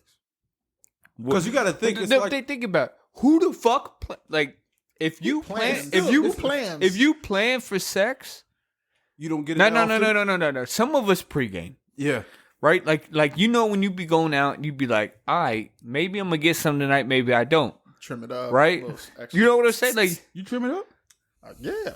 So here it's I had a conversation with a girl with this. Yeah. So like it's common courtesy. Like if I'm gonna go down on a chick, I don't want wild bush. Like I don't want hair everywhere. I want it kept and clean. And it's like something like years ago I was like, I hate that shit. Like when it's everywhere. I don't mind a bush, but I want that shit clean, right? All right. Like I want the slit clean, bush on top. And I was like, and even before that, I was like, I was a dude. So like I've experimented with like the not Nair, but like the magic shave for dudes to shave your beards because I wanted to avoid keloids. And then of course, like any teenager, you'd be all like, oh. No, and nigga. I put it on my balls and shit. Nah, nigga. Hell no. And doesn't it burn? Not if you do it right, because like on your face, you're only supposed to leave it for a couple of minutes, and I leave it for less on the ball sack and everything. And it was hairless, and it was clean, and it was perfect, and no problems. Because the great thing is, I just had remember how I told you I hurt my leg? Yeah. I put some icy hot on it. And the icy hot got on my dick. That shit burns. I'm thinking that burns. But like if you use Magic Shave, like especially the sensitive formula for your face, and you leave it on for like a minute or two, it'll strip most of the hair away. And ever since then, and I discovered that, I'm all like, well, I go down there expecting that shit to be like tidy and kept. So I keep my shit tidy and kept from when bitches go down on me. Like, I don't want them to be all like... So do you know it's been a while that you haven't gotten any when your pubic hair is out of control? Yeah. Yeah. You're like, oh. Yeah, like you be sitting there like when you know you got a date after that shit been a while, and you like, there's a 25% chance this bitch might let me fuck. So I'm gonna get my shit tight tonight. If I have hair on my balls, I know it's been a hot minute. Because usually it's like, oh, we prepping to go out, or hey, this shit might happen in the next 2-3 days. Like, all right, cool. Let me, because Magic Shave smells, so like it's usually like a 2 or 3 day thing in advance. I'll be all like, all right, cool. Magic Shave the balls, so they like, and then wait, make that sound again. Or so if I've got hair on my balls, I know it's been a minute. Huh. I thought she was playing me when she was telling me that. No, man. Like, honestly, get the Magic Shave, the sensitive one for sensitive skin. Yeah. Leave it on there for like 2 minutes. Use a warm, wet towel to just like. All right. So I'm not a hairy individual, so I just don't have that. Wait, I don't. Me either. Like, you don't have ball hair? I have ball hair, but not to the point where I feel like I have to shave it. Like it gets in the way. I don't even. It doesn't get in the way, but it's a matter of courtesy, though. One, I don't care if I have ball hair because I don't like my balls touched. I don't even have. Like, I don't know what it is. It's sensitive. You've never had a chick just like. No, I don't fucking like it. What? I don't fucking like it. What? No. Oh my listen, God, homie, listen. I'll fucking go Leonardo DiCaprio, Wolf of Wall Street. She touched. Leave my balls alone. Because like literally, you could suck my dick all day. I'm good with it. But like, you try to put my balls in your mouth and like suck on them or whatever. I don't fucking like it. I'm the same way. Like, listen, no. Don't touch them. Like you don't touch them. You could kiss them. You could lick them a little bit. But the minute you try to suck on one of my nuts, I swear to God, like I'd be ready to punch a bitch in the fucking face. I'm so bored right now. Like, are you serious? Listen. I'd be literally like my fist clench up. Have you had it done though? Yes, motherfucker. That's why I don't like it. Like that's what I'm fucking telling you. Okay. Look, like I swear, some shit. like again, like I like them touched. They could be licked, whatever, but you cannot fucking suck on my nuts. You cannot do it. I do not like it. And then like we see that he feels very. Look, I don't fucking like it. It's uncomfortable. Yeah. It's fucking my nuts is sensitive. Yeah. I'm the same way about my ass. I tighten up. Whoa. You're 100% right about the ass shit. Like, I feel very uncomfortable. Listen, you just said you the same. You don't like your ass sucked? No. It's just weird that you would have your ass sucked in the first place. Honestly, a lot of porn. Bitches no. Rising the It's amount rising, of bitches that bro. be all like, oh, I'm just gonna. I've never met one in real life. No. Then you're on a league of your own. I've never in my life, like I've had chicks like touch my ass, like my cheeks, and say I have a cute ass or whatever, but I've never had a chick go in the crater. Yeah. You've never had a chick try and go in the crater? No. They tried to. Oh, you have a cute ass. Huh? Hey, chill. No.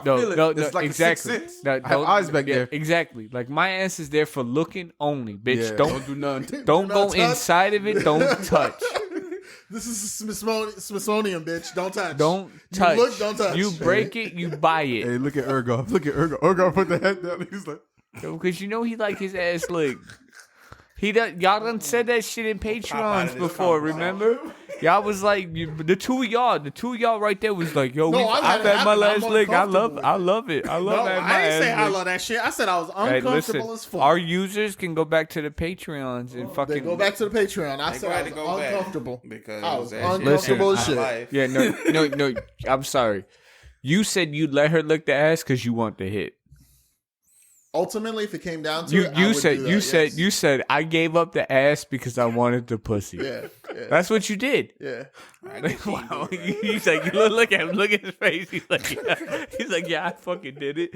So what? Yeah. And I said it was uncomfortable. It was uncomfortable. So what? So what if she stuck her thumb in my ass? I got the pussy.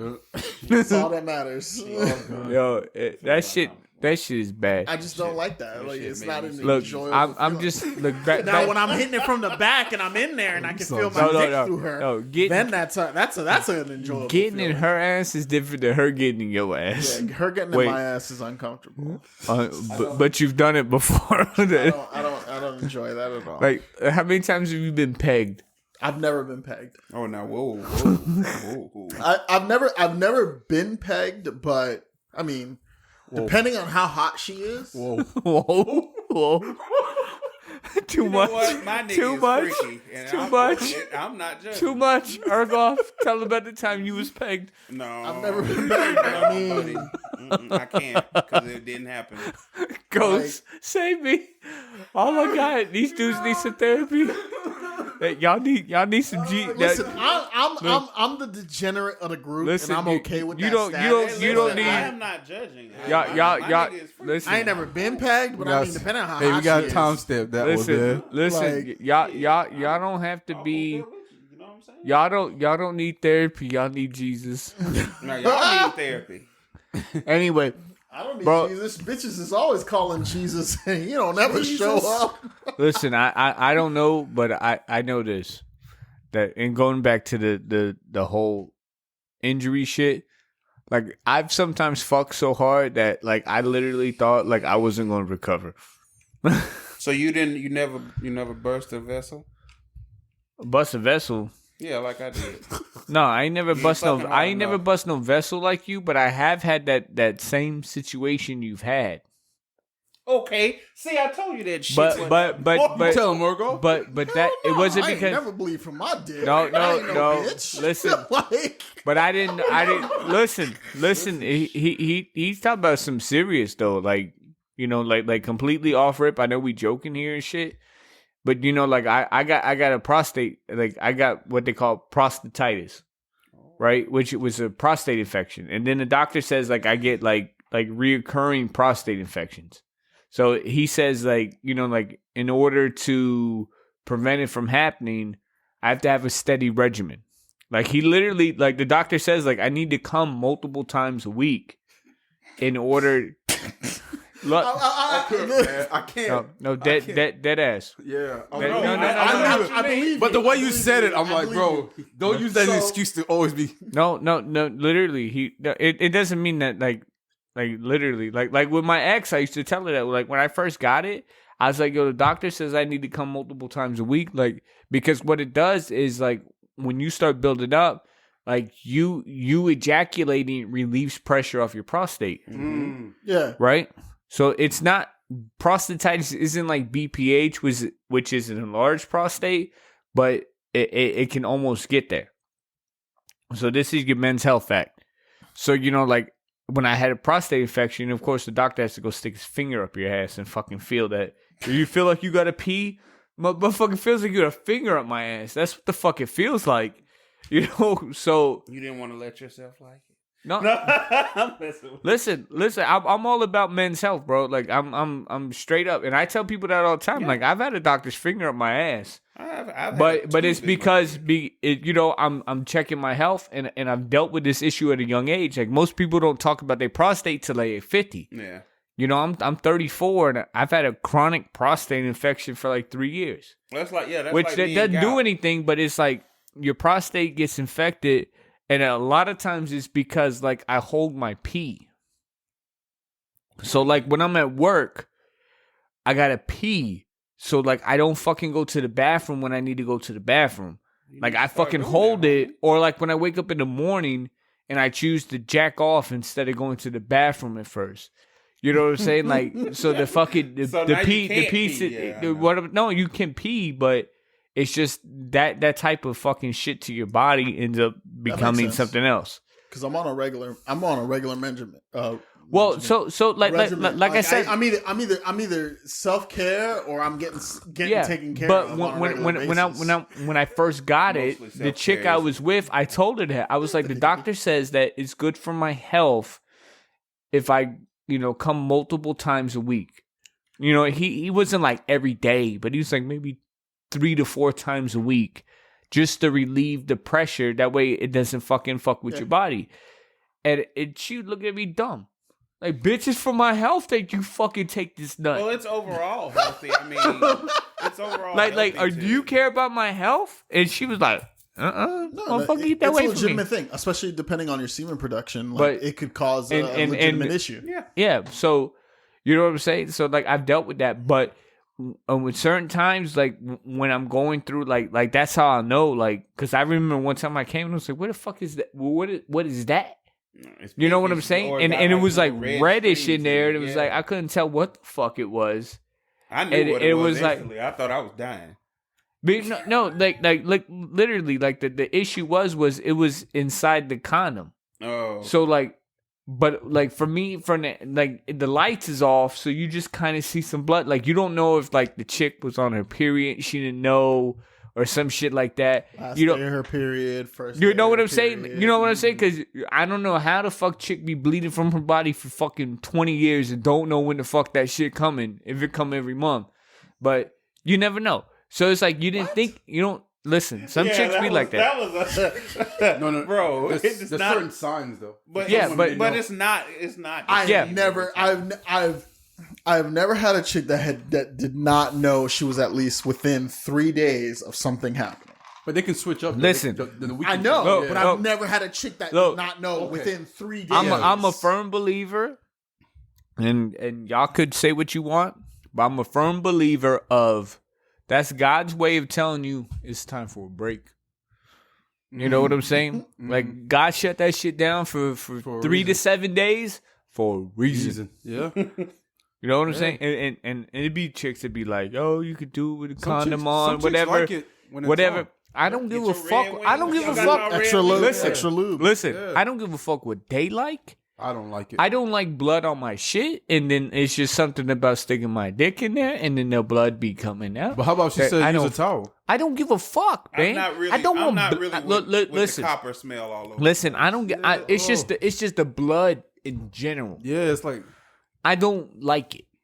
So I don't mind blood. because I got a friend like that. She keep- gets real horny when that time. no, comes. but that's what happens to a lot of them is that Yeah. they'll sit there and Hormones it'll. kick up and Whoa.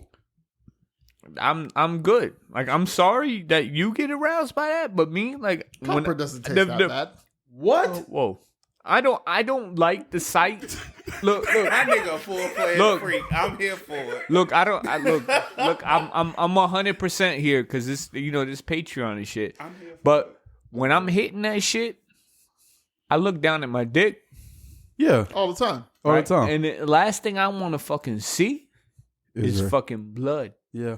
Right? Imagine. Not a murder Because that's scene. your No, entire listen. identity, You dog. don't know. It depends. You don't know, depending on the chick. You don't, but know, I can't fuck with it. It's to me, it's like if you bleeding for 7 days, then God said take a break. Yes. Can I ask, Okay, can I ask a that's Patreon cool. question? Yep. You ever fuck with a chick? You ever fuck with a chick that's had a hysterectomy? No. Now, I Not that I know of. I wouldn't No, know. not that I know of. That's what I'm gonna say. Not that I know. Yeah. Oh, okay. What? Is there some math? Oh. Is there No, something it's just, different it's about just it? fucking great because you just let loose and don't even have to fucking care. But man, It's like no fucks given. You just You could do that on when she. but you sound like one of these fucking Generation Z's, bro. Yeah, you do.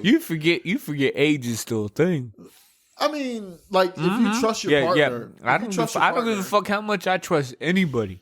If you trust your partner, and Hey, you're not do- out do- here do you- wilding. Hey, like- why you wear a mask every day?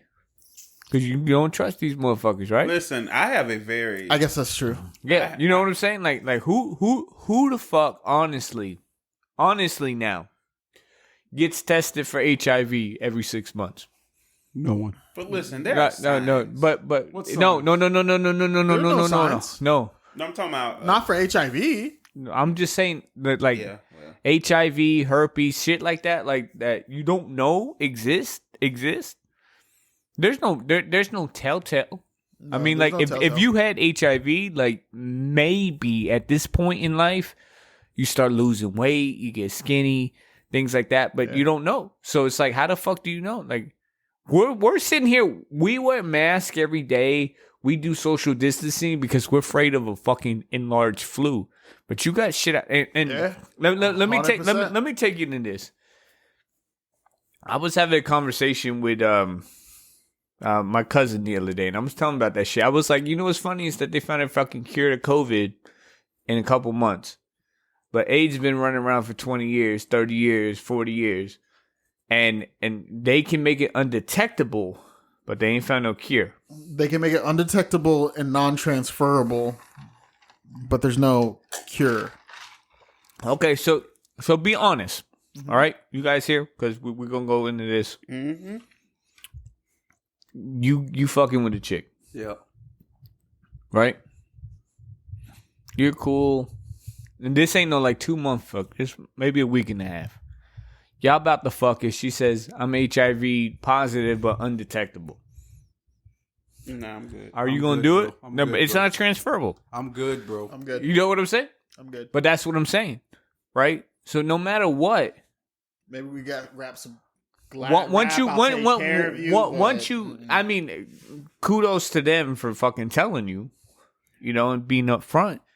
But most people wouldn't fuck with you. It's like if you, at the beginning of COVID, right? If you had told somebody you had COVID, regardless, bro, they put that cross. They'd be fucking scared of you. You could just cough. You got a dry throat, you cough. You remember how fucking hard it was to sneeze in a place? Yeah, man. Bro. Like, we be at work, right? And it's like, I got a cough. But it's like, you try not to.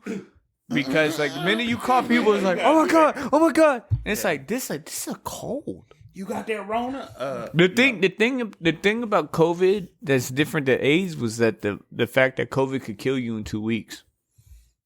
AIDS will kill you, but shit could take years. But AIDS was only transferable during sex. There are a lot of different COVID things you was, can do now. You can take PrEP. You can if you want it to be. Yeah, with but somebody, it doesn't change how scary it is. So why not just be safe? Because even being safe, you can run into problems. Like I buy super thin condoms online, and they're safe for the most part. But if I get too crazy with the super thin condoms, I've had them break on me, and I gotta go get tested and shit. And it is always a gut wrenching process to get tested. Yeah, but you don't even know because it could take 6 months for this shit to pop up. Correct, which is a gut wrenching couple of weeks. So what's more gut wrenching when you nut in a chick and you think she go get pregnant, or you think that shit AIDS 100%, no question, AIDS 100%, because real quick, yo bitch, go get an abortion. You won't get. All right, I'm gonna be the world's shittiest baby daddy. It's wow. Listen. I'm either gonna be the world's shittiest baby daddy, or not there at all, or you going to jail and I'm gonna get custody of the kids. Those are the two how's options. she gonna go to jail? I don't know, but it's gonna happen. Can you sue a chick for fucking up your life by having a kid? It's gonna happen. Listen, 18 years is a long ass time. I'm getting custody of those kids. Shit, please believe. My man over here crazy. Please believe. Crazy. I'm getting custody of kids. I was with him on a lot of this shit, but. This year? This shit talking right now. Hey, this all of a sudden, this with the hype man, you start spitting lyrics and the hype man, wait, what did you say? I see what them chest-up checks look like. He like custody of him. He like I'm not doing this no more. Fuck that. What's that little Wayne line? Sucking the dick for some truck fit. Yeah. What? Bitch, you gonna be on.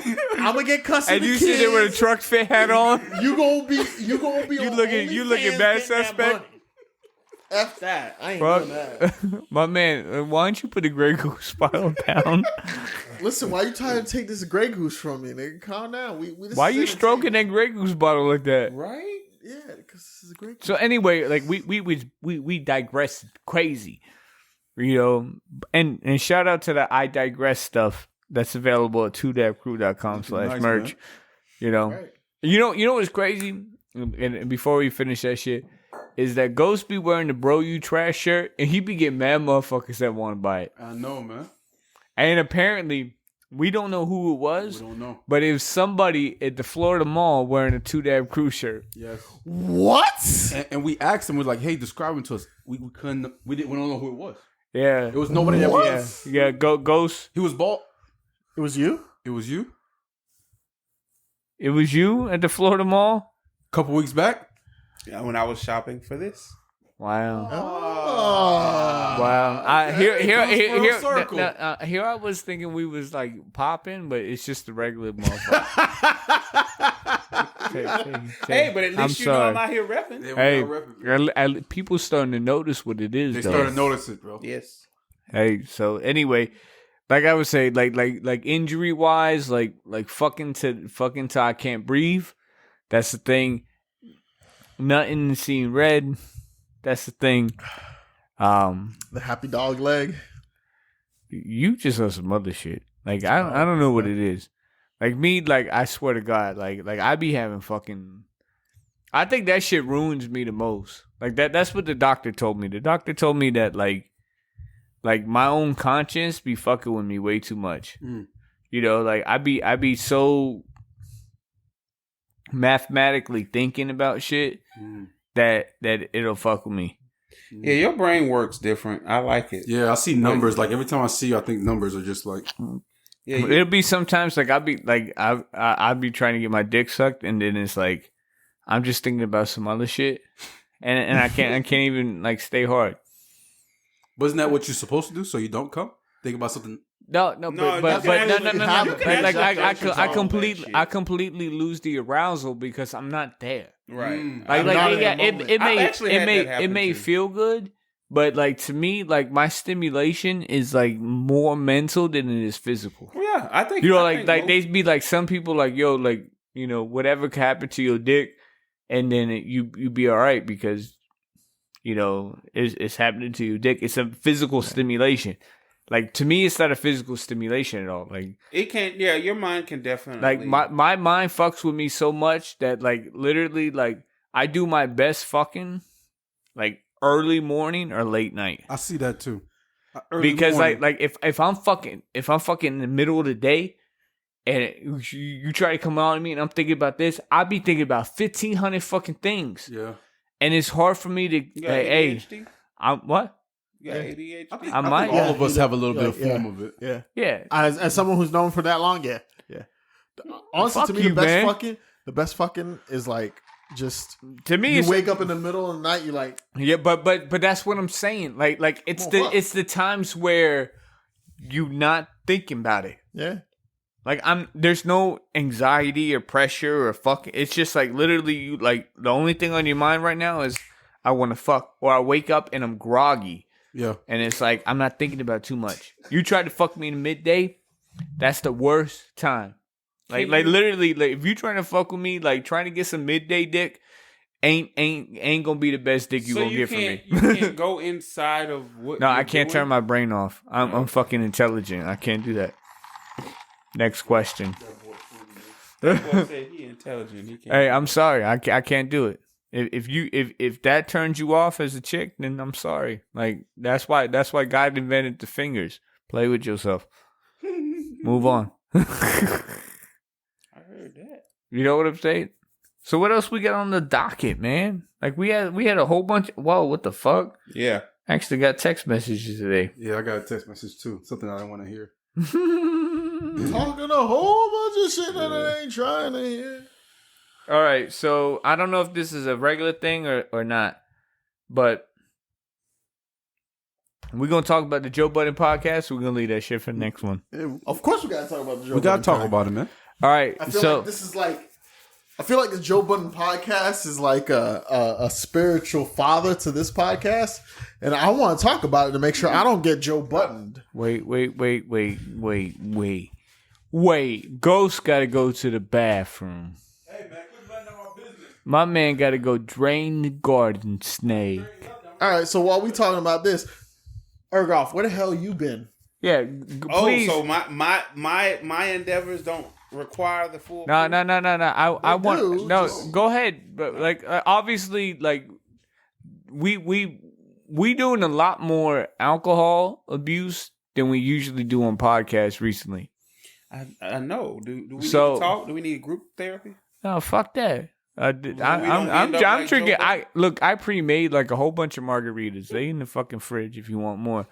But go ahead, like you've been absent for 2 podcasts, man. I have. And we keep telling the listeners that you got some shit in the works. But they don't, like literally sometimes, like I literally had people ask me, like, is that beard thing real? It is. Like they think it's just a ploy. That's cool. I like that because when it dropped, then they're gonna be like, "Oh shit." Well, go ahead. Tell the listeners what you got can't cooking rush up in the greatness. books. That's the first thing, That's guys. true. So you just can't do that. But no, we're at the finish line. Had a little hiccup that I had to take care of one of those weeks, so that's why I was out and about. But I mean, out, you know. But the last weekend we went to Miami to do a photo shoot. Yeah, the trip to Miami was dope. I enjoyed it. Yeah, well, I appreciate you being there. Andre was there. He was the light and posing guy, and he got us tight. Got some good shots for us. We'll be looking to do another like supplemental shoot around here. But yeah, man. Since it's South Beach Beard, it just made sense to be in South Beach, and I'm a little upset we didn't go to Wet Willie's while we were down there. Like, man, we crammed a lot of shit into that day. Like that day your ass was tapped out. You was sleeping. I was done. I was done on that day. Well, I hadn't. So like, my sleeping schedule has been fucked up for the last couple of weeks. Mm-hmm. So like, I literally will go sleeping 2 a.m. to 7 a.m. Sleeping 2 a.m. 7 a.m. and then not sleeping at all. At all. Like I'd be up all night and like my sleep schedule was fucked up. So going into that weekend, I was actually I drove and I only when I do those trips to Miami, because I do them fairly frequently, I will choose to drive at night. Old girl now has a gate around her house. So it's much more challenging for me to just show up at my old girl's house. So like your old girl. Old girl. Wait, I know your Haitian mom. Oh, your mom. Oh, your mom. Your Haitian mom. I was thinking about it. Sorry. When I go to Miami, I stay at my mom's house. Oh, okay. Wait. Say mama in Haitian. Mama? Mommy? Mommy or mama? It's funny how the both of y'all talk to y'all mamas in Creole. because like I don't normally look, just I'm gonna be 100. Like I know Ghost Mama speak a little bit English. Yeah. I don't know if your mama speak any English. Like literally, I don't.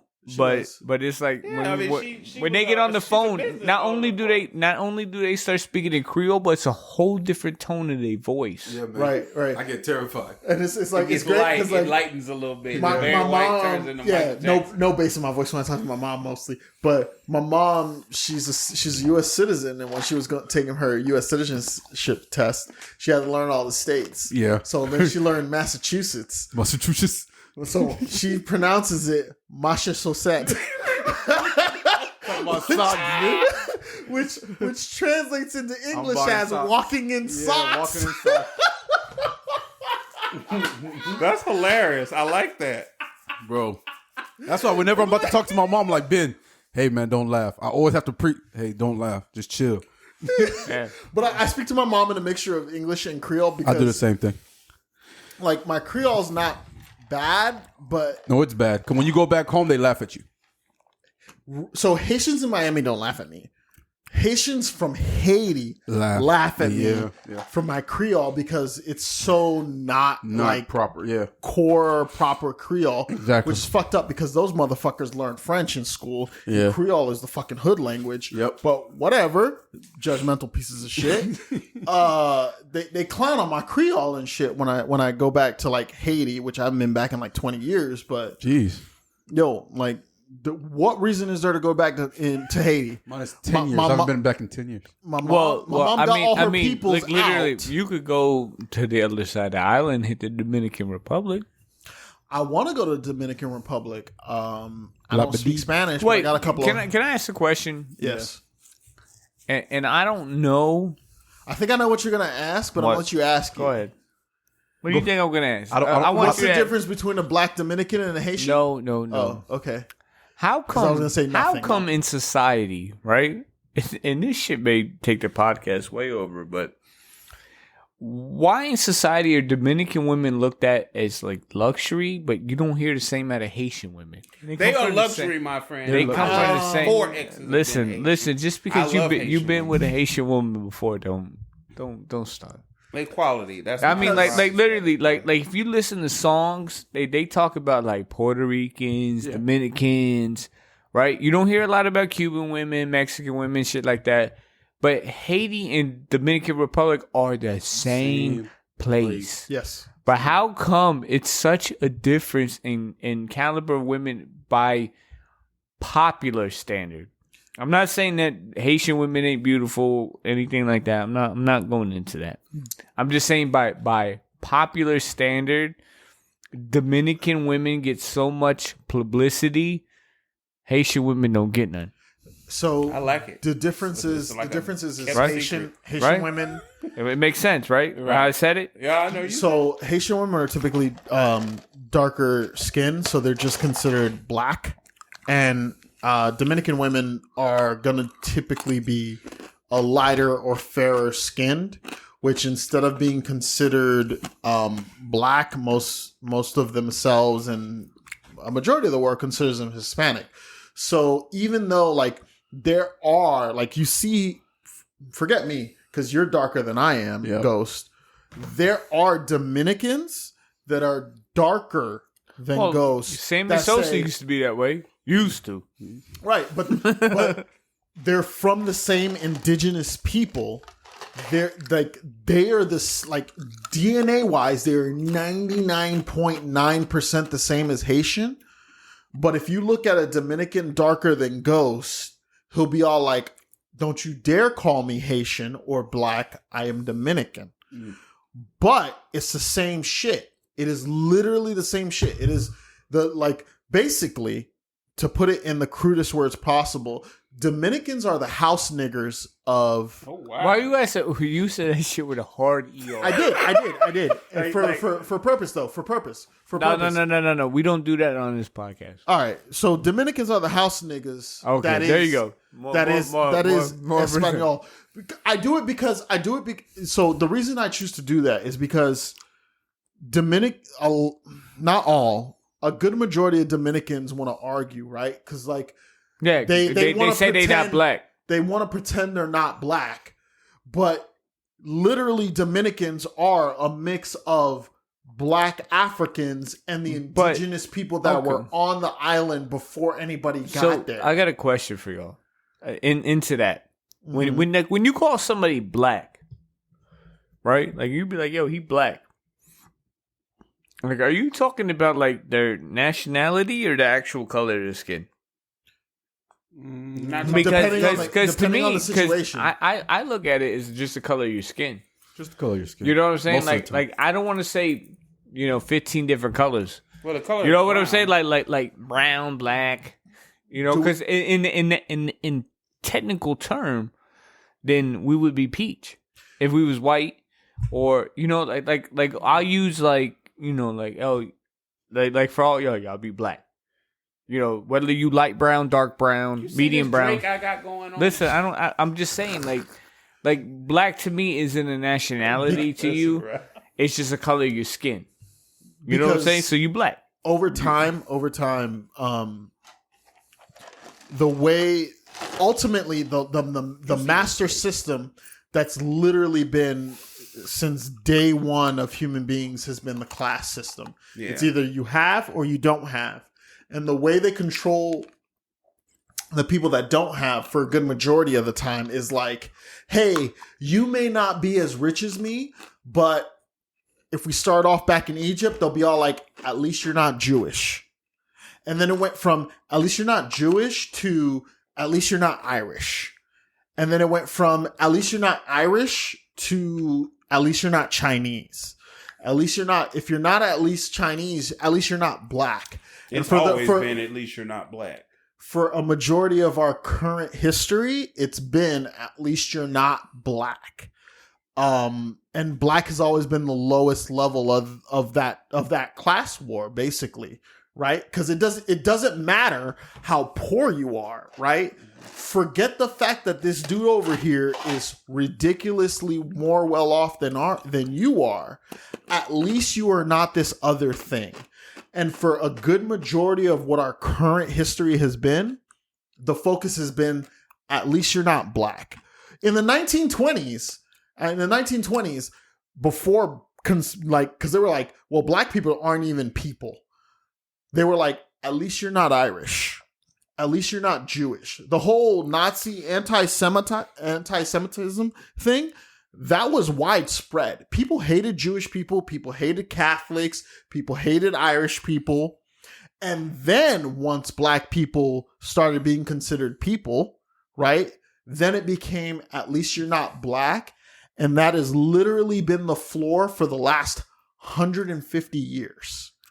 At least you're not black. This definitely going on like a social tangent. Sorry, like this remind me of. I do a lot of research. I watch a lot of documentaries. No. I'm not taking anything away from it. You know what I'm saying? But that reminds me of what Ghost told me the other day. Ghost was like he got a friend, and they little like fantasy group chat, and he was like every time some social shit come up, he'd be the first one to say, "I'm not with this." Like you know what I'm saying? Like is he white? Yeah, he'd be the only white guy in the group. You know, he's the first one to like speak up on it. Is he Republican? Yeah. He doesn't really say. Like you know what I'm saying? Like he sounds like he's independent. No, he's probably Republican, but or he's independent leaning Republican. Yeah. So what I've noticed in the last 20 years is that if you don't talk about your politics, it's because you're far right. And because independent people will explain that I don't give a fuck what skin color you are. As long as you stay the fuck out of my house and don't tax me, I don't care. Those are independents. People who don't talk about their politics are typically hyper-conservative or racist. Those are the people who don't openly talk about their politics. So if you ever, sorry listeners, if you ever stroll across someone, and like it's weird because we have people in Ohio, and I don't expect Ohio to be a progressive state, but if you have people who don't talk about their politics or at all, or who choose to just like not tell you about stuff, it's typically because they have views that they consider themselves the victims. And I guess like it's not wrong, but you're challenging people for having views that are technically not appropriate. Like it's my view that you shouldn't do what with your body what you want. That's the difference, right? Because independents will be all like, I don't care what the fuck you do with your body. I don't want the government telling you what you do with your body. I think you're a piece of trash for having an abortion. But no one should tell you what you do with your body. Those are the independents, and you will know the independents. The people who don't talk about politics at all, those are the people who are typically super right or flat out racist, because they know, and that's the fucked up part. They know their ideas are somewhat unaccepted. And they know, like, I can't talk to people about this. Yeah. You know what's crazy is that, like, people bitch about Bloods, Crips, this and that, but, like, when you come to Democrats and Republicans, they... You know what I'm saying? It's Bloods and Crips, red and blue. It is. You know what I'm saying? And to me, like, when I registered as a voter back in 2005, I registered as independent. And it was like, I don't give a fuck what party you claim. Like, to me, it don't mean nothing about what, whatever you claim. It's about what you gonna do for society. Yeah. You know, like, I don't give a fuck you Democrat or Republican. Yeah. Like, when I voted for Barack when he was going against John McCain, I thought Barack was going to do better for the country. Yeah. You know? But as all voters, we fucked up. Yeah. We gave the guy the House, the White House, but then we didn't give him no fucking support. Yeah. Well, we gave him the House and the Senate for some years, and he didn't do shit. But that's why I never voted till 2016. I didn't vote. I stopped voting in 2016. So here's why I didn't vote till 2016. Because I understand it's a game, like any other game. The game is to keep a certain level of balance. But in 2016, a flat out team decided they were going to not play by the rules and then actively push to do some fucked up shit. So 2016 was the year I decided to actually vote, because prior to 2016, I was all like, no, it's a game. Both sides are after the same thing. But that wasn't the case any longer after 2016. till this day, you can see, like, they literally this week they voted one of their people out because they were like, you're questioning stuff too much. Shit people should be questioning. Yep. Right? Yep. I am okay with you saying, hey, I'm a conservative with conservative values. No problem with that. You don't think I should be fucking anyone I want to fuck. Cool. You don't think, hey, if a trans person, I mean, that shit's a pussy now, I'm going to fuck it. You're not cool with that. All right, cool. No problems, right? I get that. That's against your beliefs, right? But for the fact of questioning, of saying, hey, we shouldn't be interfering with these people's lives. They're free to do what the hell they want to do. You vote these people out. These are people who want to intrude on my life to push their values. That is a very far departure from what the government should be.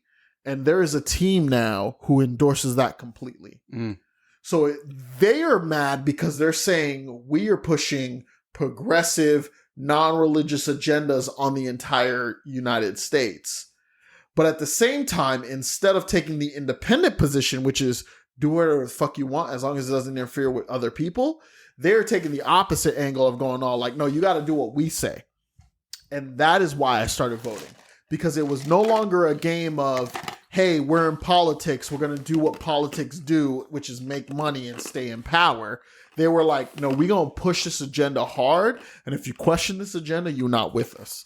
That's why I started voting. Because up until that point, I was all like, no, it's all a hustle. Right? You've seen a hustle before, right? Yeah. You put one side against the other and you sit here collecting on both ends. I get that.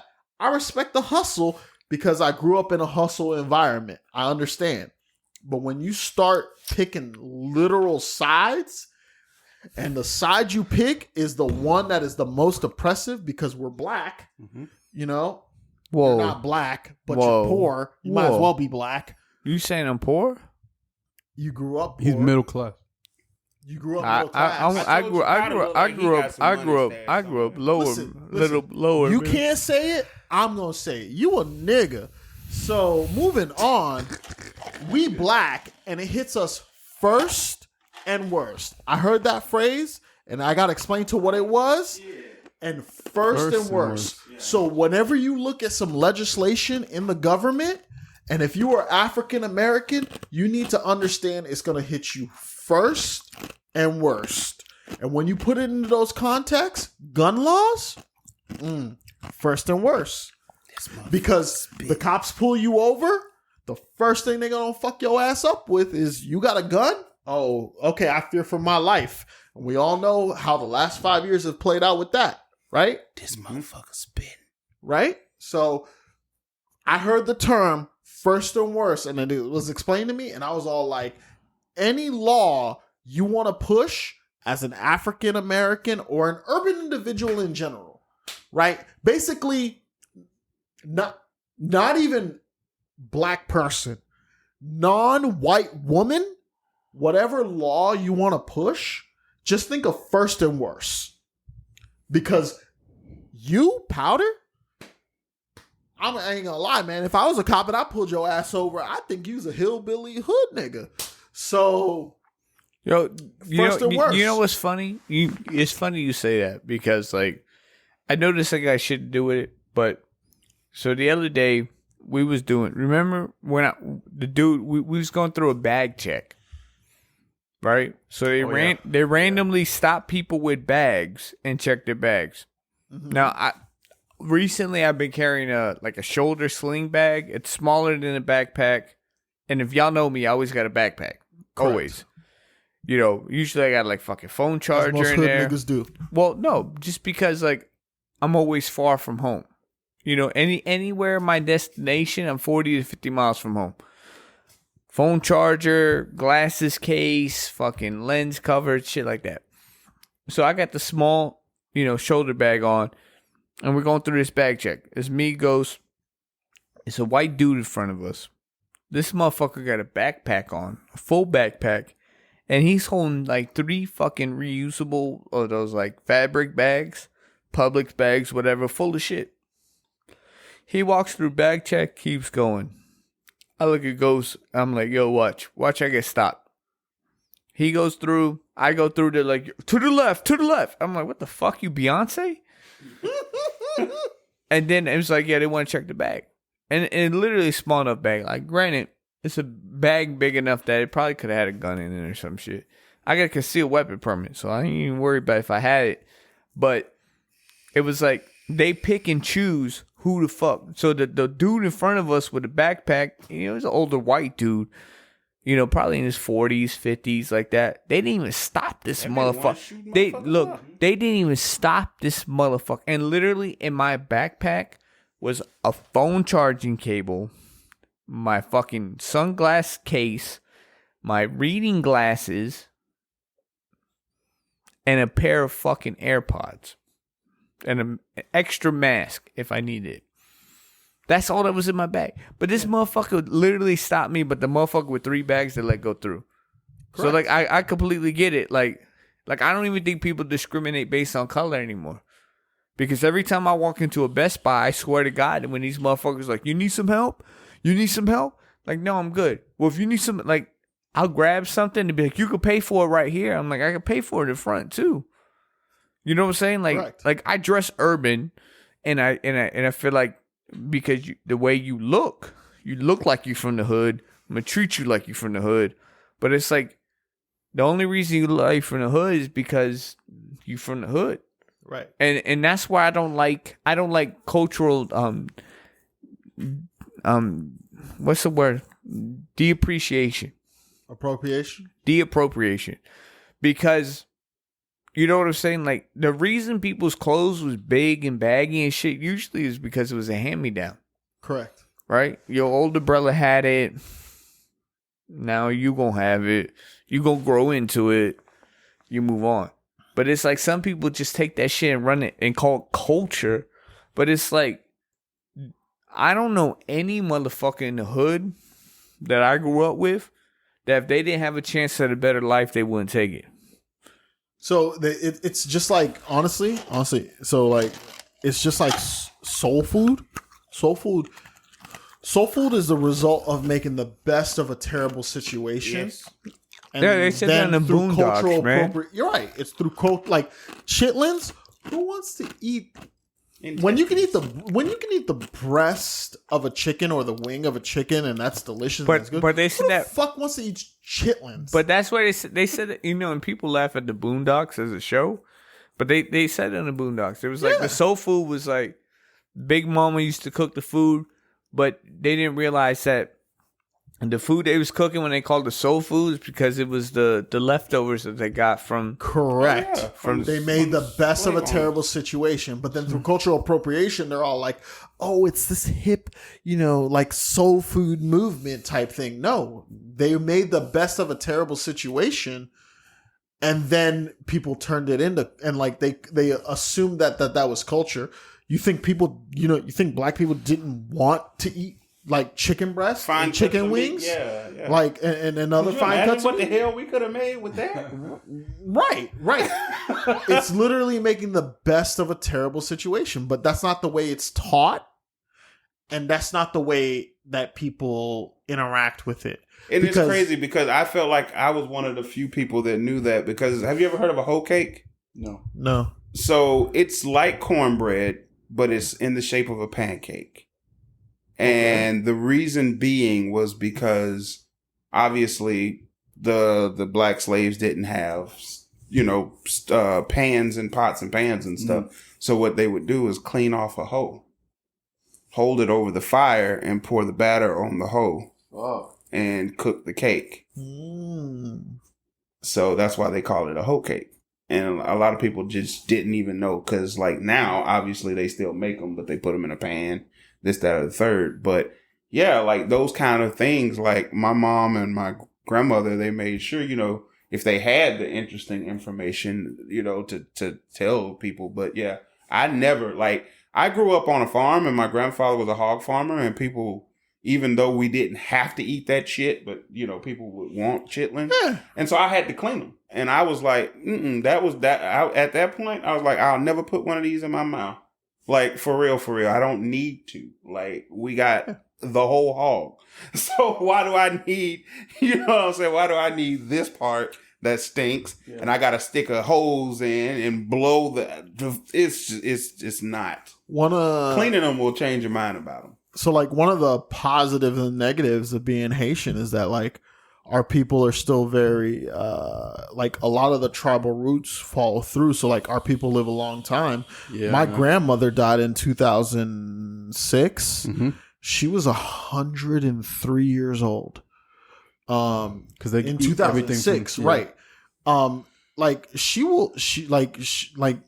had dementia, but she would tell, like, in her dementia, she would tell stories of, like, being not a slave, but basically a fucking slave and shit. And we would learn about that shit and like, yo, this is some crazy ass shit. Because even after slavery wasn't a thing, like my grandmother and her parents, and they were sharecroppers. Yeah. Meaning that the white people owned the land, they tended it, and then they got a little split off of it. Yeah. So, but it wasn't a fair split, obviously. Mm-hmm. They didn't own anything. But my grandfather, he even though he didn't have education at all, he got real smart and he just started buying land. And basically when he found out, I don't know who shared the information with him, but in Mississippi, there was a lot of land that people weren't paying taxes on. So you pay taxes on it for 10 years and then eventually you can claim it. Yeah. And so he was just paying taxes on all this. It's called a tax deed. You can still do that today. And so we ended up doesn't even take 10 years anymore. Crazy. Yeah, it's not even, we ended up amassing a crazy amount of land because he was just going around paying up folks random taxes and everything adjacent. And so like now it's somewhat like 400 acres of land. And so if the apocalypse ever go down, I got you. We all got plots. We got you. Just make it to Mississippi and we'll hunker down. Apocalypse go down, I'm getting on a fucking boat. I remember you were saying that, yeah. I got a plan. My apocalypse plan is solid for everything except a nuclear bomb falling directly on Florida. My apocalypse plan works in every other instance. Well, if it falls directly on Florida, we're doomed anyway. So right, that's why I said it works in every other instance except a nuclear bomb falling directly on Florida.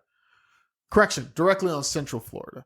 If it lands in South Florida, I might have a shot. We'll see how that goes. So, I'm listening, and I was like, yo, we got way off topic. We did get way off topic. Because we talked about the Joe Budden podcast and how I'm going to fire all you motherfuckers. You going to Joe Budden us? Nah. So real quick, because we digress way too much. My man going on his political rant. Hey, when he's spitting, I'll tell you, when he not high off gummies, this motherfucker got something to say. You know what I'm saying? If it ain't throwing out his leg or eating... Never mind.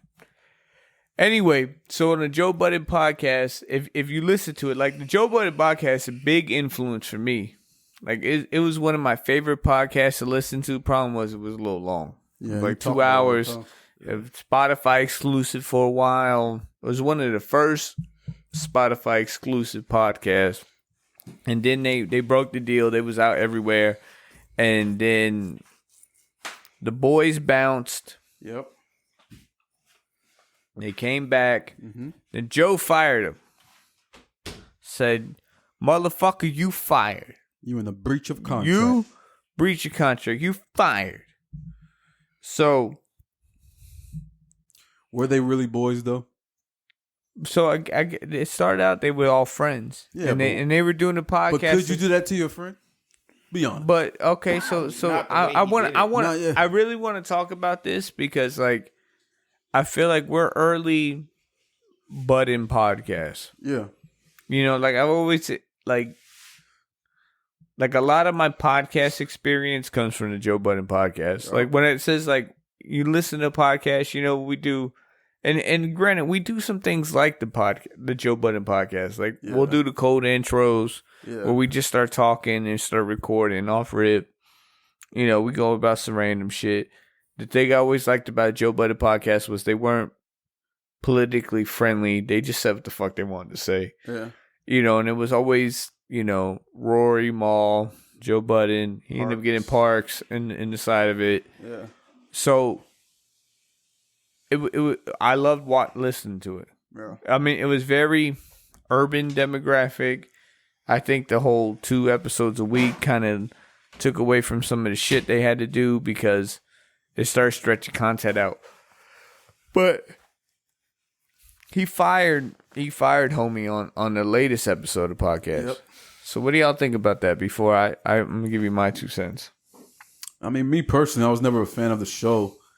But I like to see people come together from different backgrounds and create something that was great. And they stayed in their own lanes. They created something that was great. Now, at the same time, like for him to fire his boys like that, were they really friends? Yeah, I'm kind of on that page with. Well, I feel like if they were, he definitely didn't value them as such because so he treated them like employees. Okay, so, okay. Those are employees before you answer. So, like the way I look at it is like we don't know yet. This is so fresh, right? This is so fresh. Like we don't know yet because while me and Powder have never gotten into a fight like that, he's gotten into fights with other people, and I could see him Joe Budden a number of our friends. Hey, in the middle of a podcast. We was close to that WrestleMania thing. Oh, with the WrestleMania thing? Really? We were that close? Yeah, I was in the text messages. I was the one being like, hey, just chill. 20 years. Y'all been friends for 20 years. You're going to Joe Budden me over WrestleMania? Hey, Ghost was like, I'm moving on up to the east side. I was like, I'm coming from number 2 to number 1.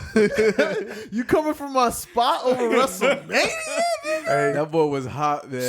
So I asked this, like, who do y'all side with? Do y'all, and if you don't know the situation, I'll explain in a minute. But do y'all side with the homies or Joe Budden? Always I don't know enough to be able to give you a informed. I know what I was able to look up, you know what I'm saying, but and what I heard from you. But honestly, I think that once you start, when there's a possibility that you're going to start making money with friends, you need to set expectations. Yeah. They need to know what's going on with the money.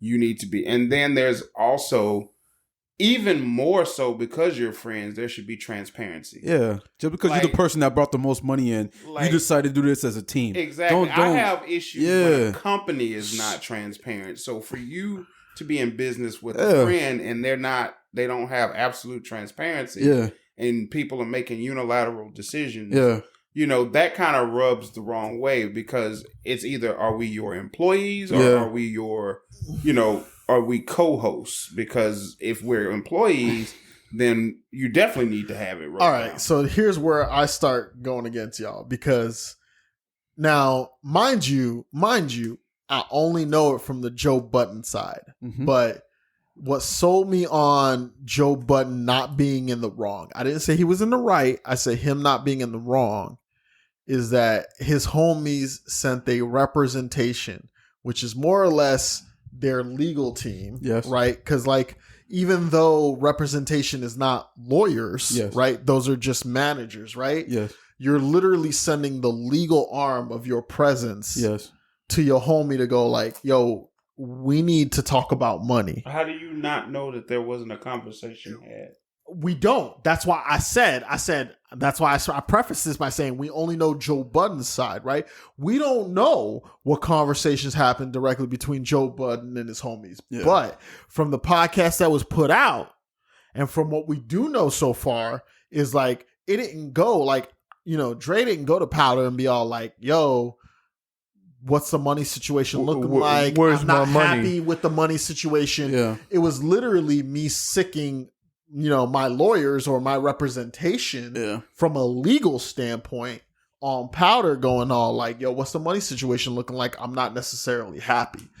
And at that point, if it is supposed to be homies and you want to treat it like homies, why did you not start the conversation by going, yo, homie, what's going on with the money? I want to have a conversation about that. Right before Powder hops in, that speaks to a larger and I've noticed this speaks to a larger issue, which is people are very passive. Yeah. And people aren't direct. There's a lot of little passive go-between, little this, that, and that snippet. So I've seen that's how people handle stuff. I grew up in the South, old school parents. I'm not like that. If it's something that's on my mind, I mean, I've even aired grievances over the air. You know, like I'm gonna say what's on my mind. So we get that, but a lot of people do not operate that way. As a hood, listen, I started off by saying like, yo, people don't know I'm a hood nigga. Yeah. If you come at me and you be all like, yo, homie, I don't feel like I'm eating enough from this. Yeah. I'm going to be all like, all right, cool, let's talk about this. Yep. But if instead of doing that, you send the suits to go like, yo, nigga, this guy's not eating enough, that's two completely different conversations. But do you think Joe Budden is one of those type of people that's like approachable to where you can have that conversation with him not snapping on you and saying, hey, I brought this to the table. What did you bring? I don't know. So I actually thought about that. Yeah. Because I'm going to confront you because that's how I am. Yes. In the podcast that he put out, in the podcast that Joe Budden put out, he was all like, yo, this deal, I went after that deal. And I brought in the money from that deal. And then I ate off that deal. And y'all ate off that deal. Y'all didn't eat as much as I ate off that deal, but I ate off that deal. And he said, like, yo, if y'all want to eat more, go out and bring those deals. Which, all right, for like our podcast right now, where we are at, that makes sense, right? Yeah. Right? Once we start getting into those multiple millions of dollars, I don't know if that makes sense for that kind of relationship. But if that is what happens, and then I go after Powder with suits, right? With professionals, that changes the conversation versus, yo, Powder, you went after this deal, but when you went after this deal, you didn't go after this deal as Powder. You went after this deal as Toodab. Yeah. That's different, and I feel I should have ate a little bit more. But when if I send the suits in to have that conversation, I feel that's completely different than if I walked up to him and had that conversation myself. Now, is Joe Budden wrong for saying like, yo, if you want more cash, go out and get these deals? Yeah. I'm not saying you shouldn't take off. So in my ideal mind, it would be all like, all right, cool. Joe Budden went out and got this deal, right? It's three fools on the podcast. That's 30. We're going to take 5-on-5 and he's going to get that extra 10 and they're going to lose that because he went out and got that deal. Yeah. But the expectation would be is if I went out and got that deal, I'm going to take that extra 10. But that's what he said though. That's what he said. We don't know how it actually went down. So, but if it did go down like the way Joe Budden said, because that's the only side we know. We know because nobody else is talking. That's the only side we know. If it went down the way Joe Budden said it went down, I don't think he's wrong. So, except for the way he handled it. All right. So I don't think he's wrong for the way he handled it. So this one I'm gonna go at. One, him and his homies started a podcast, right? Out of the blue, that's just what they did, and they started podcasts before podcast was like super podcast. Like right now is super podcast. Like literally, everybody got a podcast. Like you got a podcast about jacking your dick, and guess what? It's gonna be called Lemon Pepper Boys Podcast. And if y'all boys try to do that shit without me, you in breach your contract, motherfuckers, and I'm gonna sue your ass. We gonna go get this money. Listen, we gonna get this money. We gonna get this money, especially because I came up with the fucking name, right? So. Listen. So this where I would think is that like when they start the podcast, you don't know who Rory and Maul were. No, correct. You knew who Joe Budden was. Correct. So he, and even when they called the Joe Budden podcast, it was always like assumed it was his podcast. Yeah. Like this podcast is not called Baby Powder Presents. Yeah. You know, like why would they allow that? Because he was the name. Because he was the name. They were look. If you listen to the podcast, Maul is a member of who he know. He knows somebody that's cool with Jay-Z. His brother is cool with Jay-Z. Mm-hmm. You know what I'm saying? Like he's not a big name. Mm-hmm. You know what I'm saying? Like he's before affiliated. And same thing with Roy. You have no idea who he is, right? Because they're not famous enough. Joe Budden did his music. He had drug addictions. That's he was why on they Love and called it Hip the Hop. Joe Budden podcast. So Joe Budden podcast. So he's Joe Budden, and he always. I'm here with some of my nearest and dearest. You know, he always introduced his boys, and again, like Andre said, we don't know the aspect of it, but it's like when somebody approached the crew, I'm sure they approached Joe Budden. Correct. When Spotify said we want to offer you exclusive, they didn't go to Rory or Mal. They probably went to Joe Budden. Now, Because the whole thing is that the podcast was named after him. Like, this is the Two Deb Crew podcast. but shouldn't Joe bring that same Spotify deal to the team and be like, "Hey, this is what they offer me." But like to let the viewers in on the discussion, like we've had that discussion as Two Dab Crew. Like we gonna split that shit, right? Yeah. We don't know what those discussions look like for the Joe Budden podcast. We don't know what the conversations were. It could have been very well like, yo, we riding on the Joe Budden name. Whatever you want to do, you want to do. Yeah, but that's Right? what I'm saying. So if you start that way and you go like, yo, we riding on your name while we doing this podcast. If something happens, and we expect you to take care of it. Who was at fault to gain or lose anything? Right. Yeah, exactly. Because Right. Joe Budden was on Love and Hip Hop. Joe Yep. Budden apparently had a music career. Mhm. You know, if y'all didn't know, he did Pump It Up.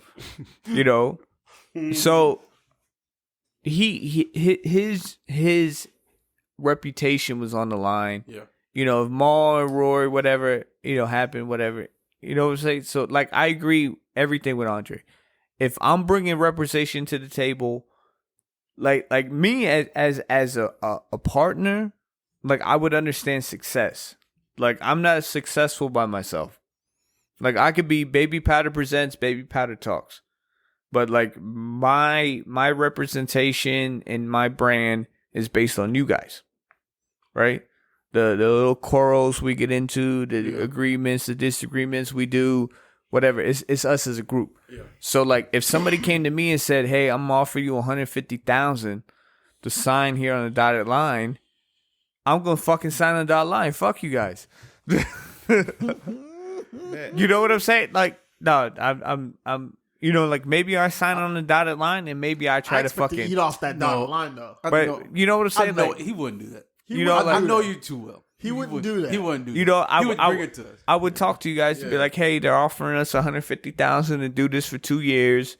You know, we need to do a commitment. Do I have everybody's buy-in? And here's the split. Yeah. Because you know, even when we do this now, even though like everybody calls it like my fucking podcast and shit, like I'm always talking about like eventually we'll split the money that gets made. And I'm like, I don't care about splitting it equally because I'm not doing this to get rich. It's a hobby. I'm doing this because I love hanging out with y'all. You know what I'm saying? Like it's a work hobby. Like who the fuck wouldn't want to get paid to do something they love? Yeah. Right. Hang out with your boys, talk shit, Right. get paid. Yeah. But I could easily see from like a Rory position or the other dude whose name I don't remember. Maul. Like I could easily see it like it starts like that, right? And it's like, all right, cool. And then as stuff is happening, you're breaking us off.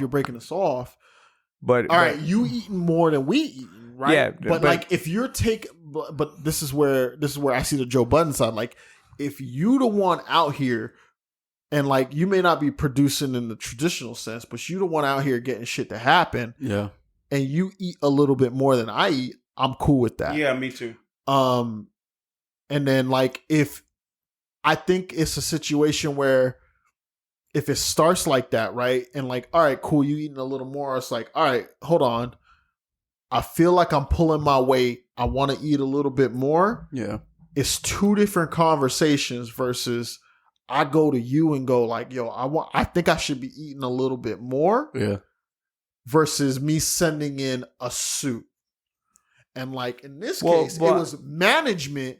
But a management is the same thing as sending in a lawyer going all like, yo, we need to that's eat what more. Budden said. Budden was like, y'all sent the suits in, you know, asking about this and that. And again, when they originally split, it was about respect. Yeah. Right. It was like, oh, you know, like we had a disagreement in respect. They almost threw hands at each other, whatever, blah, blah, blah. But it was like, to me, in the aspect is that, like, I know Joe Budden enough as a fan to know he hard headed. Yeah. You know what I'm saying? Very. So it's like, even if they try to have the conversation with him, if he didn't, I don't care if Joe Budden brought the podcast deals, if he brought this and that.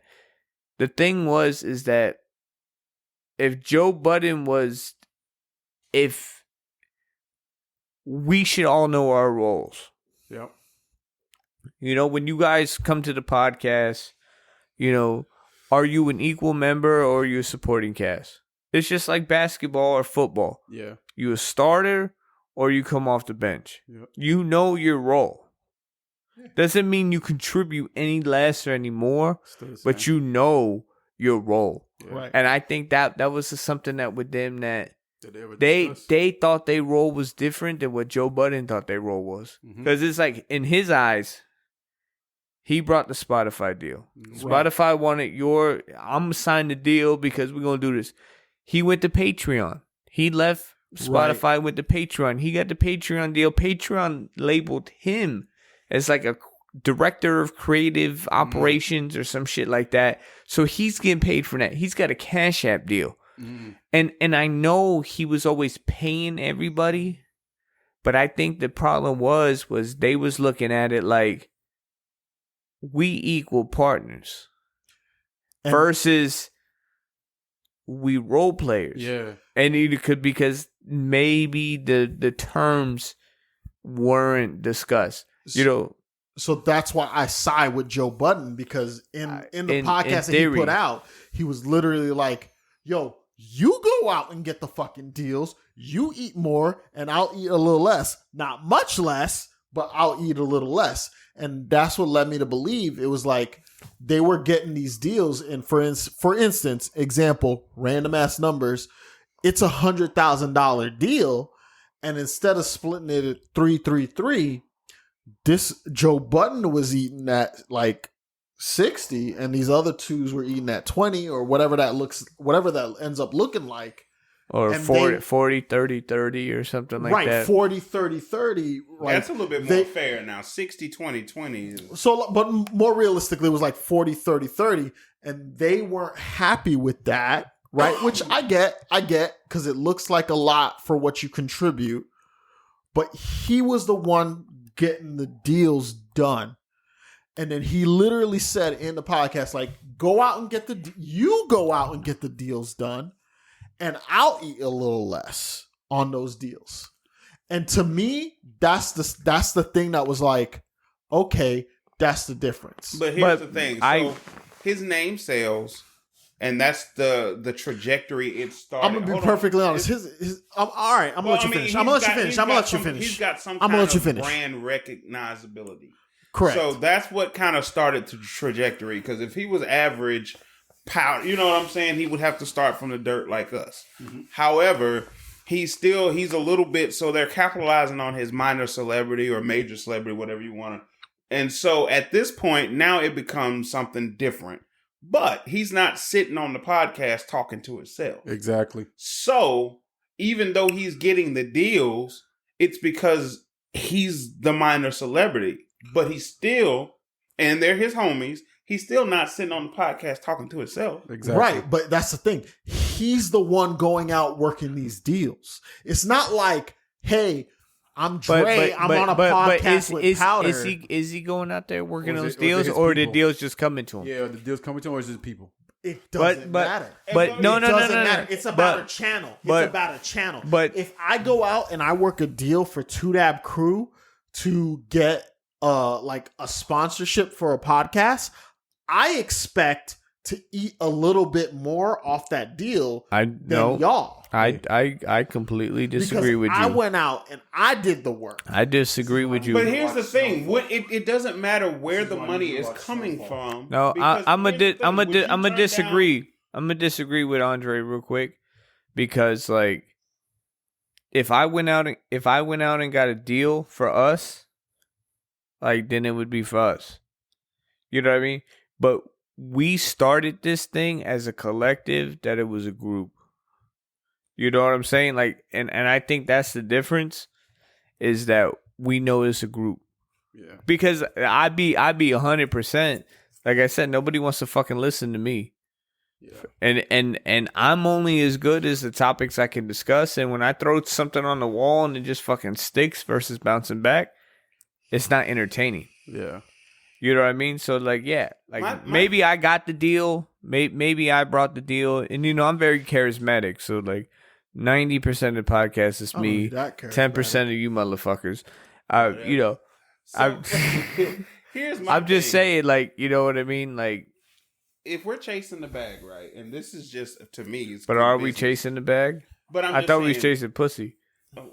What do you want more? Do you want the bag or pussy? The bag's gonna bring pussy, so it's always the bag. Deep. Wow. So get deep. Here's the thing: like, if somebody said, "You know what? I know Andre, and I'm only want to work with Andre." I'm not going to be like, oh, well, we can't do this, or because, who cares where the money is coming from as long as it's coming in? It's like, as long as everybody's making an effort to make it happen. Now, if somebody is sitting around just reaping the benefits, he's making it say, but if everybody shows up, everybody's got what they're going to do, everybody, gives their advice and does this, that, and the third, then but if somebody is just showing up and giving minimal effort and this, that, and the other, it doesn't matter where the connect comes, because once the connect comes, we still have to perform. Yeah, but that's where I differ. Like as a dude, like I'm longest on the podcast. Like I've been here from the beginning. I don't contribute shit half the time. This fool comes with topics. Those comes with topics. You come with topics. I don't contribute shit. If this nigga told me, yo, I'm taking 2%, 3%, 4%, 5% on top because I went out and got this deal done and I'm bringing it in.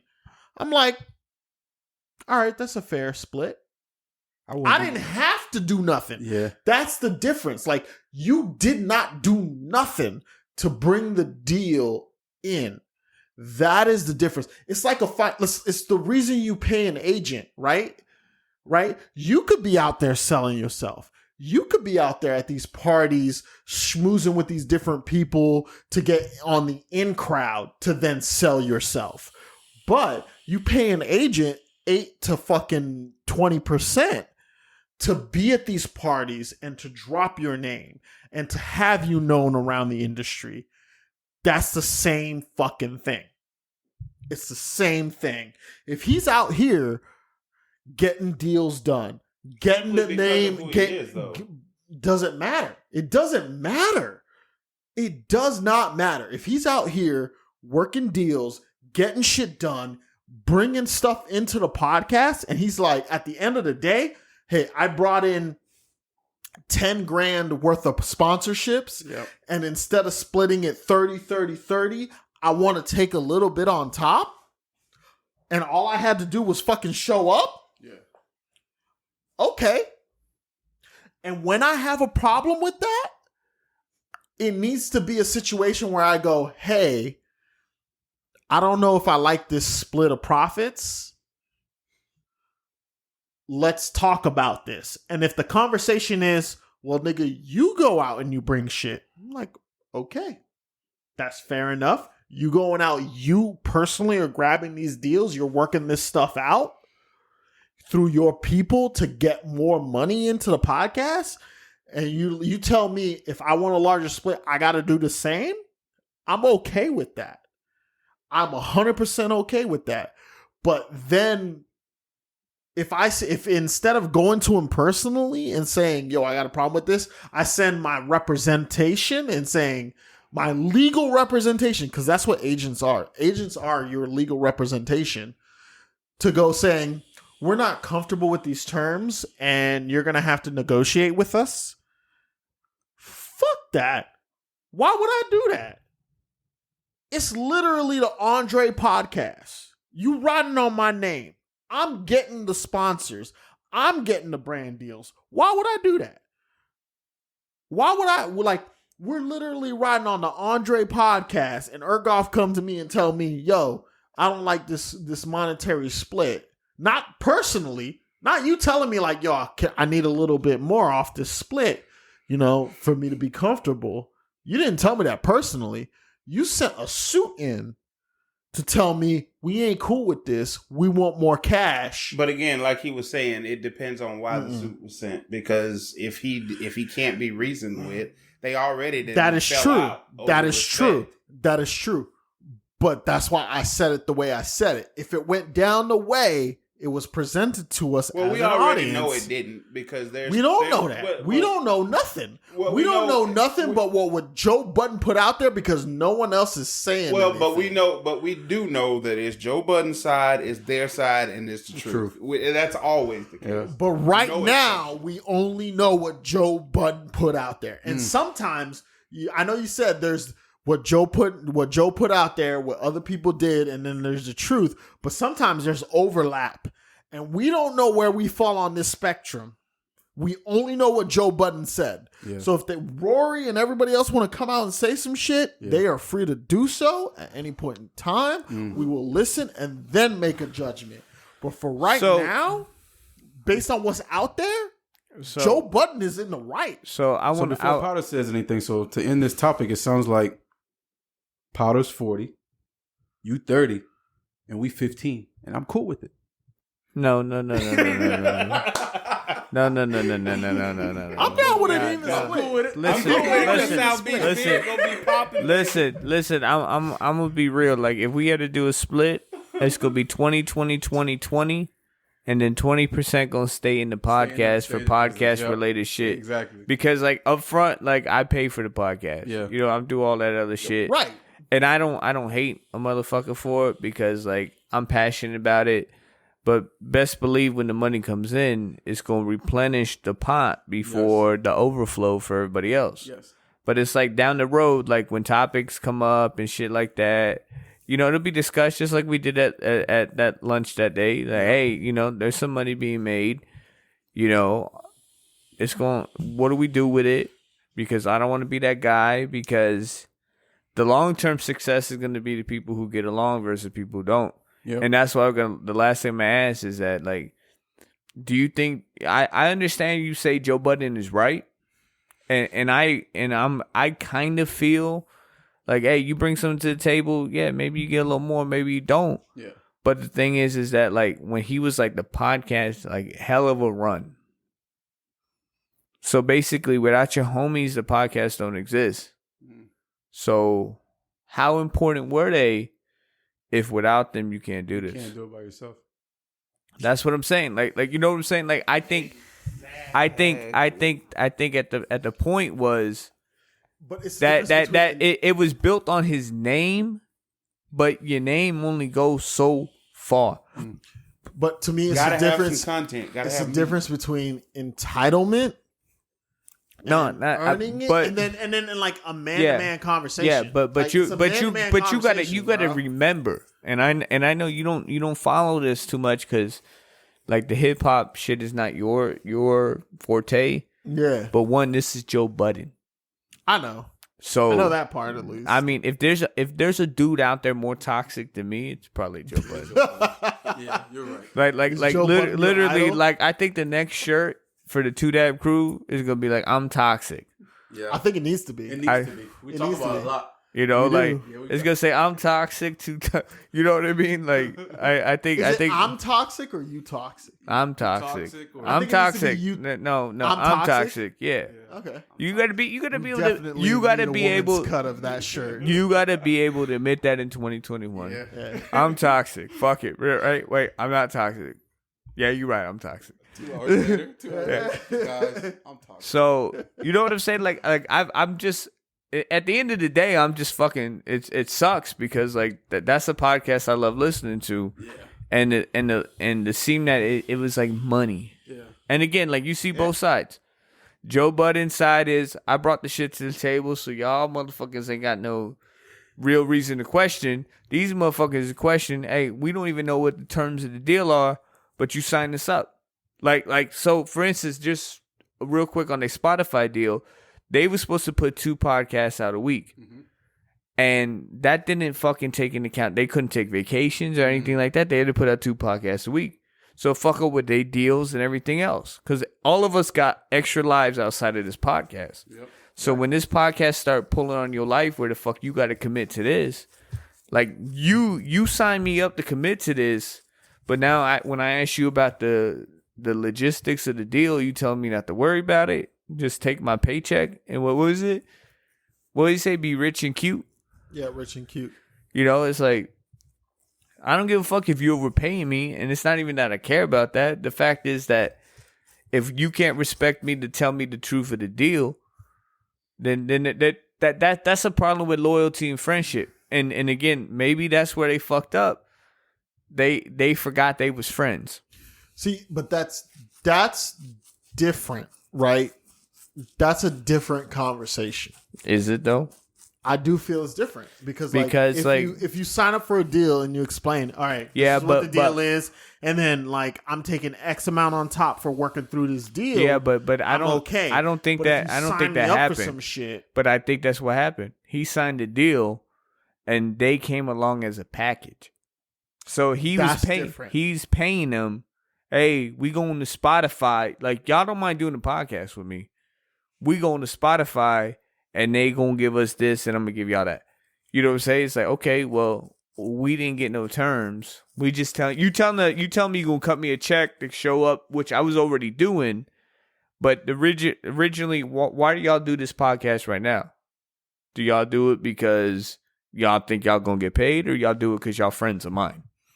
You know what I'm saying? I enjoy this podcast, but that's what I'm saying. But you do it exactly. You do it because you enjoy it. You're friends of mine, and that's why we do it together. Yeah, right. But now, when I stop treating you like a friend and start treating you like an employee, it's like, yo, what the fuck, man? Who the fuck do you think? Who the fuck do you think you are? So with the quickness. What? That's why I said I'm unfireable. What? You're right. Because the quickness at which he was all like, "You're in breach of contract. You're fired." Yeah, that's just a little sus. Yeah, you tell me. How you know gonna the full do it? Details. Yeah, but he was also like, y'all could go start your own podcast, but it's gonna take you a year. Like y'all want to do Lemon Pepper Boys podcast? That's cool. I want executive producer rights. Hey, we ain't signed no contracts. Ghost, let's go. Damn. Ghost, let's go. Y'all boys is just like fucking. Let's go. The lemon boy. Yeah, y'all boys is reckless. Boys. Yeah, but we already know. Like I think we've all in agreement that if you get any type of like real traction in South Beach Beard, you're gonna leave us hanging. You gonna be like, I'm too busy with my beard stuff. I got time for y'all little bullshit podcasts. I'm out here doing keratin oil in the beard, and I'm out here being cute and rich. Right? You would leave us. If you do right, you come with me. Why you gotta do that? Every time you do that leave a fucking jagged mark in the fucking podcast. I gotta go edit afterwards. Tell him, boss. That's why the fuck you don't get 25%. That's why the fuck you don't get shit. Boss. Yeah. Okay, I got a real job that pays the bills. This is just for fun. Yeah. So I can do it until somebody gets a hold of one of our episodes and they're like, "Oh, your shit is so great." Then I want a full third. Yeah. Or quarter. It's 4 of us, bro. Quarter. How you gonna get a third? Quarter. Who ain't getting the cut? I want a full quarter. So who's everybody without a hat getting paid. Who's the Parks in this group? Because Parks seems like the guy that's just like he just co-sign whatever Joe Budden says. Oh yeah, yes boss, yes boss. I think I'm closest to that. Nah, I'm closest to that. I'm close to that for 2 reasons. I believe you the Parks. I'm Parks. Really? Yeah, because I think Ghost would be so neutral that no matter what, he'd ride with me.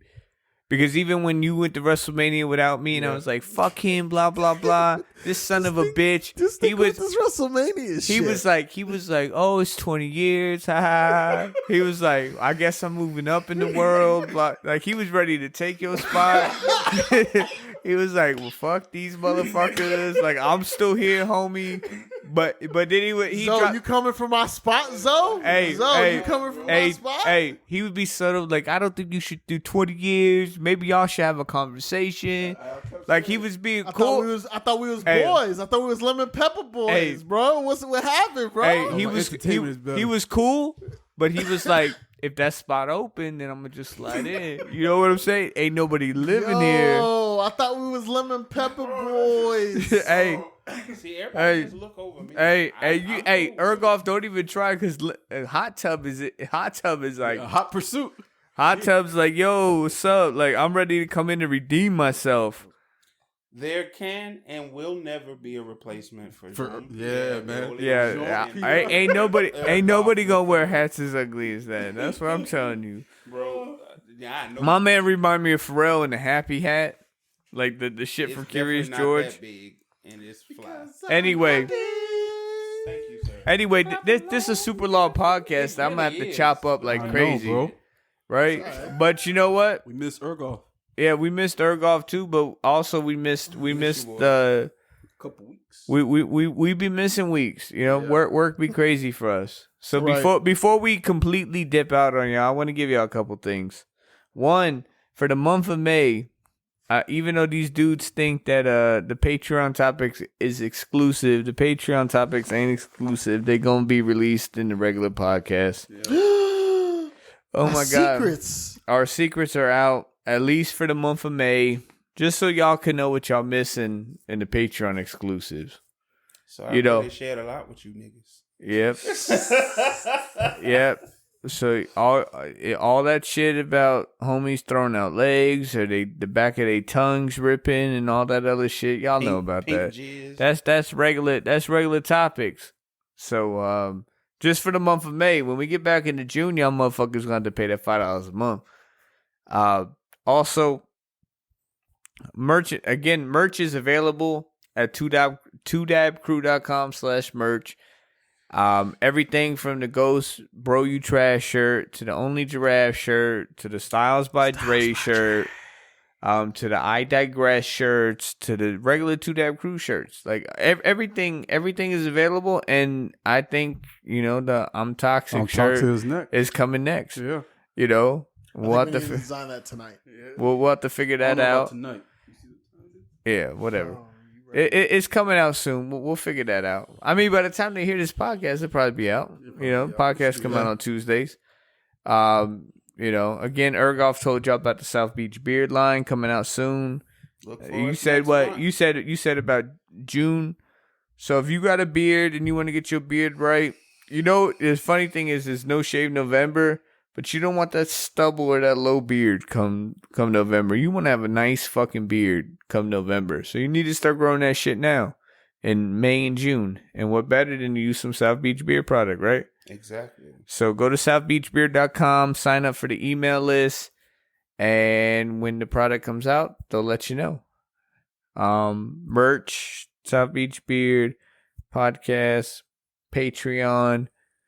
What else are we missing? Oh, these nuts. Don't forget about Candace. Ergoff, you remember Candace? I'm not walking into that one. That's what she said. Anyway, long ass podcast. But we appreciate y'all for tuning in. We'll chop it up. This will actually be like 2 episodes. It'll be episode 17 and episode 18. Or episode 17A and 17B. But knowing the historical catalog, it'll be 17 and 18. And that when we get paid, Powder's getting paid and giving y'all motherfuckers the scraps. Right? I don't know about scraps now. Scraps. I mean, you just went off on a whole tangent. You went on your little political rant. You went on your fucking podcast rant. And then you was here jamming the Childish Gambino with no shirt on. Listen. I'll renegotiate future episodes. And then in future episodes, you won't have me on. You ain't got to have me on. How much does it cost to have you on versus having you off? $6 for you on, $10 for you off? Or is it $10 to have you not show up? No, it is $80. But I give you I give you Grey Goose and Red Bull. You're right.